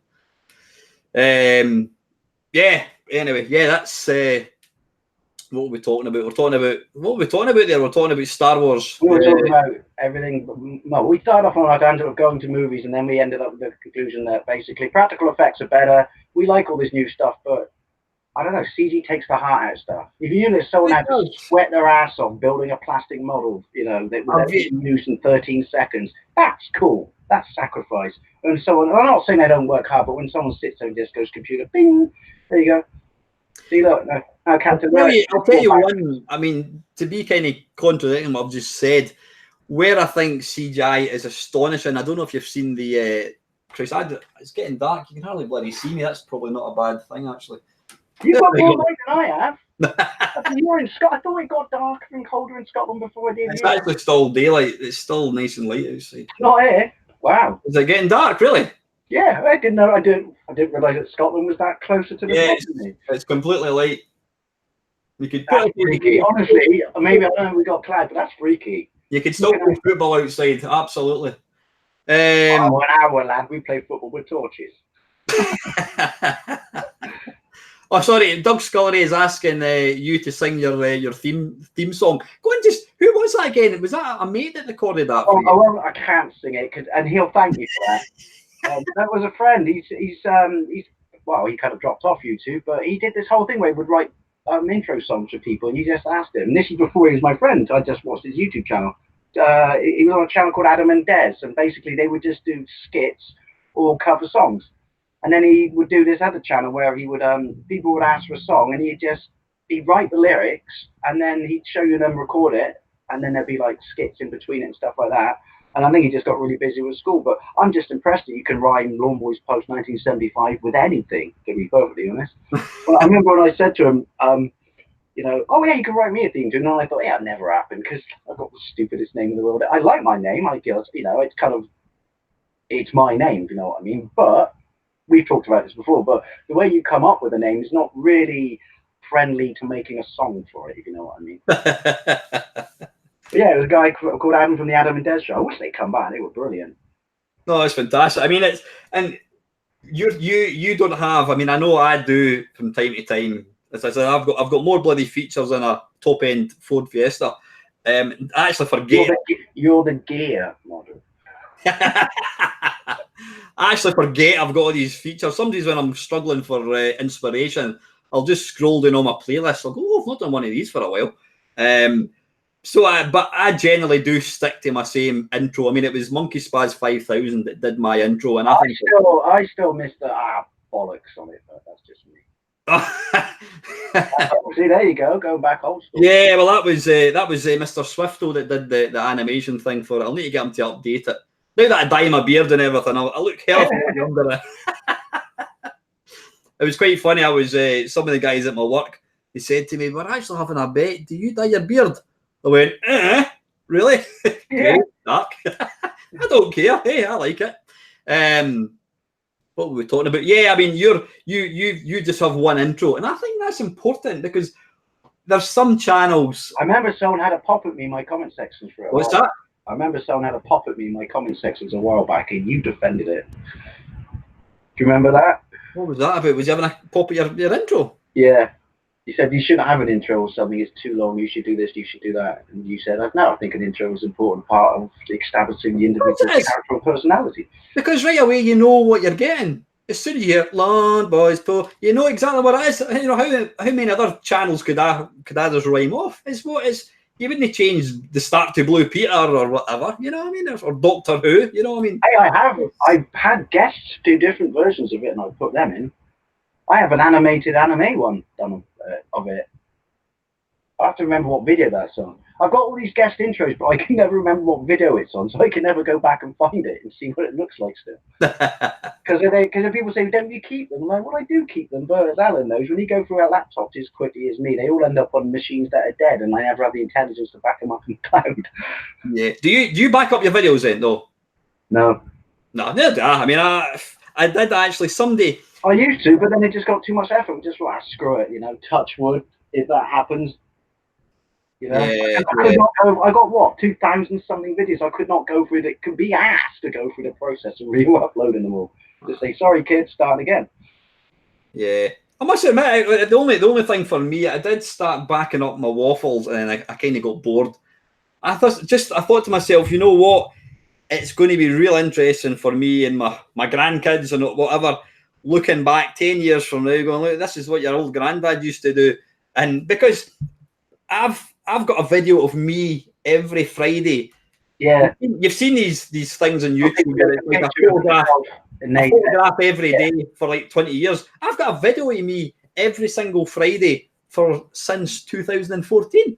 Well, you know, yeah, I mean, people want to know, yeah, like you said, time capsule. I've been doing this for 8 years, 8.5 years. So.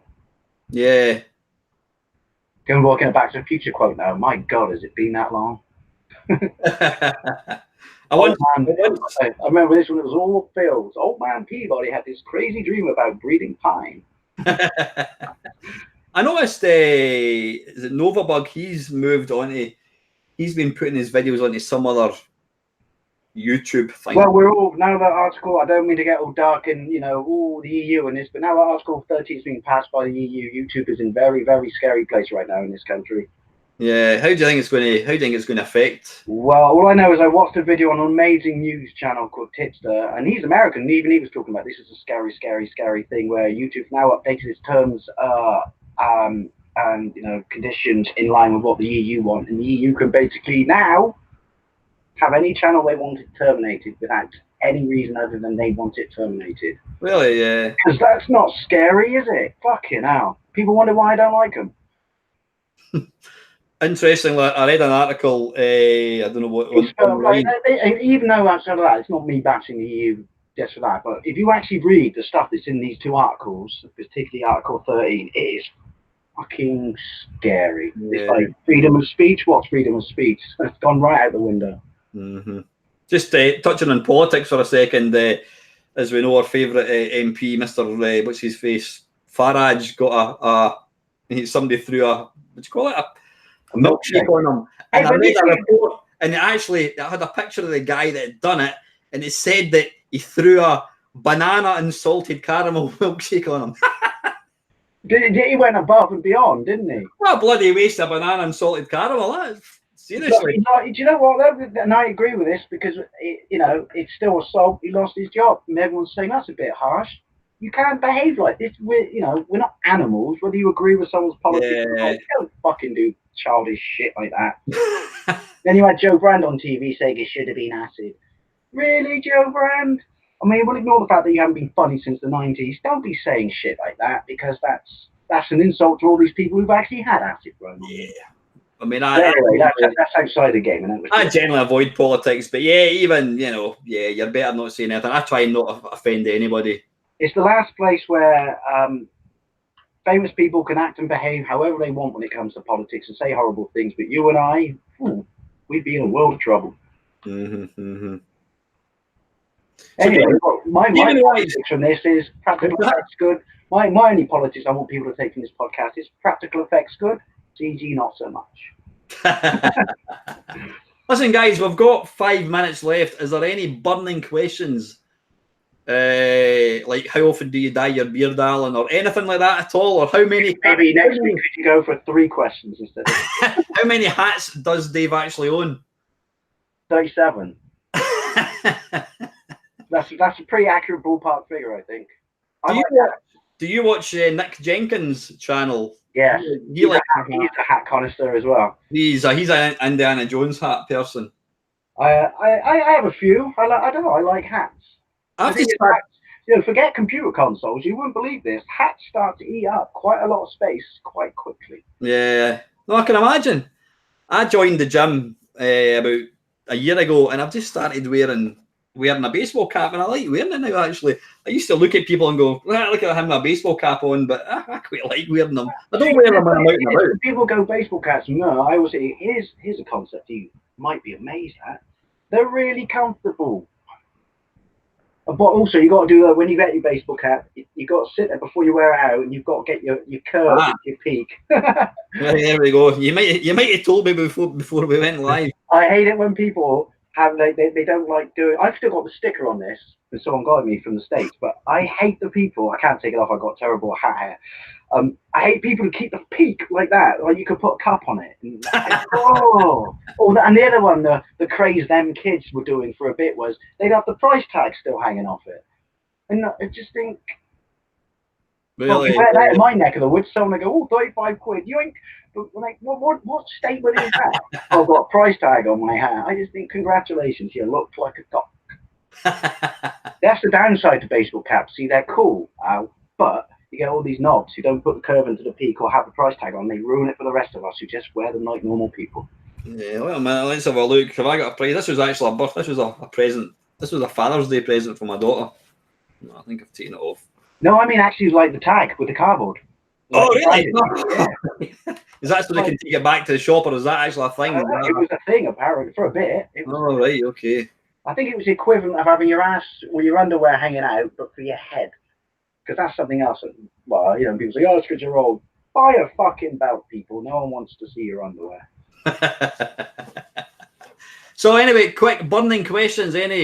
Quick question. Failed channel. Advice on making proper review videos with commentary. Oh, LOL, he's taking the piss. I was going to say, when you say review videos with commentary, or do you mean like just gameplays? Yeah. I've never actually done reviews before.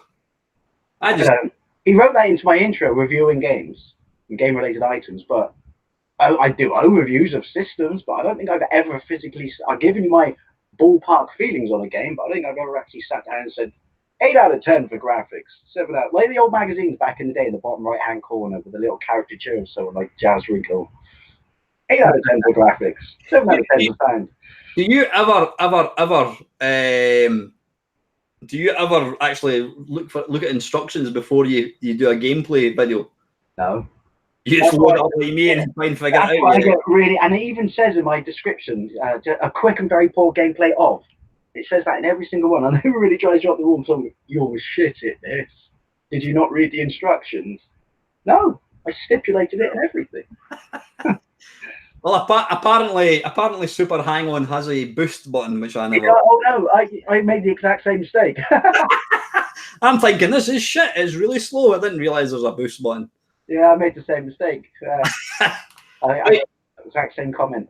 Tony is asking, what is his, I presume you're talking about Dave, what is Dave's favourite console system and why?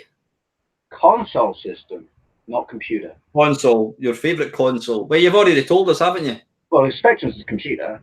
That's yeah, you told us about your Mega Drive, eh? Yeah, Mega Drive. Because like the journey to get my Master System, because I was younger, was a bigger deal, like money-wise. But the Mega Drive was just that big leap into, well, like the videos say, arcade perfect land. It was, that was, every magazine told you it was. No, but I just remember scouring magazines at the time and seeing stuff like Golden Axe in it, and you know, and just going, oh my god, it's arcade perfect. I'll never go to the arcades again. I'll save so much money. I'll buy a game a week. And I did, but no, it was just that. And plus, I was that cool exclusive kid because I had it a year before it came out in this country. That, I'm not going to lie, that added to it because I was the only kid at my secondary school who had one until they came out officially. I mean, I had, what did I have? I can't remember. I remember going to this import shop and they had just got Sonic the Hedgehog. They were everywhere back then, weren't they? Incredible looking thing. People seem to think that you're inside a cardboard box.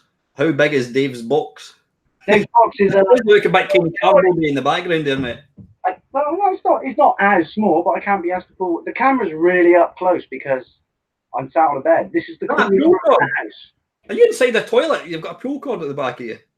No, that's the bed light. Oh, yeah, bed light. Okay, fantastic. I haven't got a lamp on either side. Well, I don't even sleep in this room. This is the room with all my consoles and shit in. But no, like, you know, who wants to get up and turn a light switch on when you can just go, Now, if I was in a toilet, I'd have that awesome echo, which is when I was a kid, and we used to record. Who remembers answer machines when you had a shared phone in your house? Machine, yeah. We had to make all our answer machine messages record in the toilet because we found out that that's how Sean Connery did the intro for Highlander. You know the bit in Highlander when he talks about the, you know, they've been amongst us forever and it's all echoey. They needed that done, so they phoned Sean Connery. He recorded it in the toilet. As soon as I found that out. Really, yeah. The answer phone, but yeah. Now this is a reasonably big room, but like I said, it's so hot we can't open our fucking windows because of them resurfing the road. This is the coolest room in the house right now. And also, it's because I'm on that shit webcam and I'm using this light for ambience. So it makes that lovely brown hue. I just blinded myself. Listen, Dave, I need to call it a night. We've been on for 2 hours, I think it is. Yeah, Kenny's. And we only answered 4 questions. That's shocking. I'm sorry, everyone. So, listen, guys. Well, firstly, Dave, thank you very much for joining me as always. Having me on, as always. It's always spiffing to have you on. You need to check your diary, find out when you're coming up here, so you can have a shot at my meme cab. We need to get to have. I know it's ages away, but I have 1 week guaranteed off every year, and that's my birthday week. Yeah, but we'll talk about that later on. Yeah. Listen, guys, thank you very much for. Thank you very much, everyone. Sorry we're crap at answering questions. Yeah, I know. Thanks for joining in tonight. I mean, you should have been outside playing football or getting a bit of fresh air instead of watching 2 old men talk pish. So anyway, it just remains for me to say thank you very much for watching, and I shall see you again. Cheers, Dave. Cheers, buddy. Bye, everybody.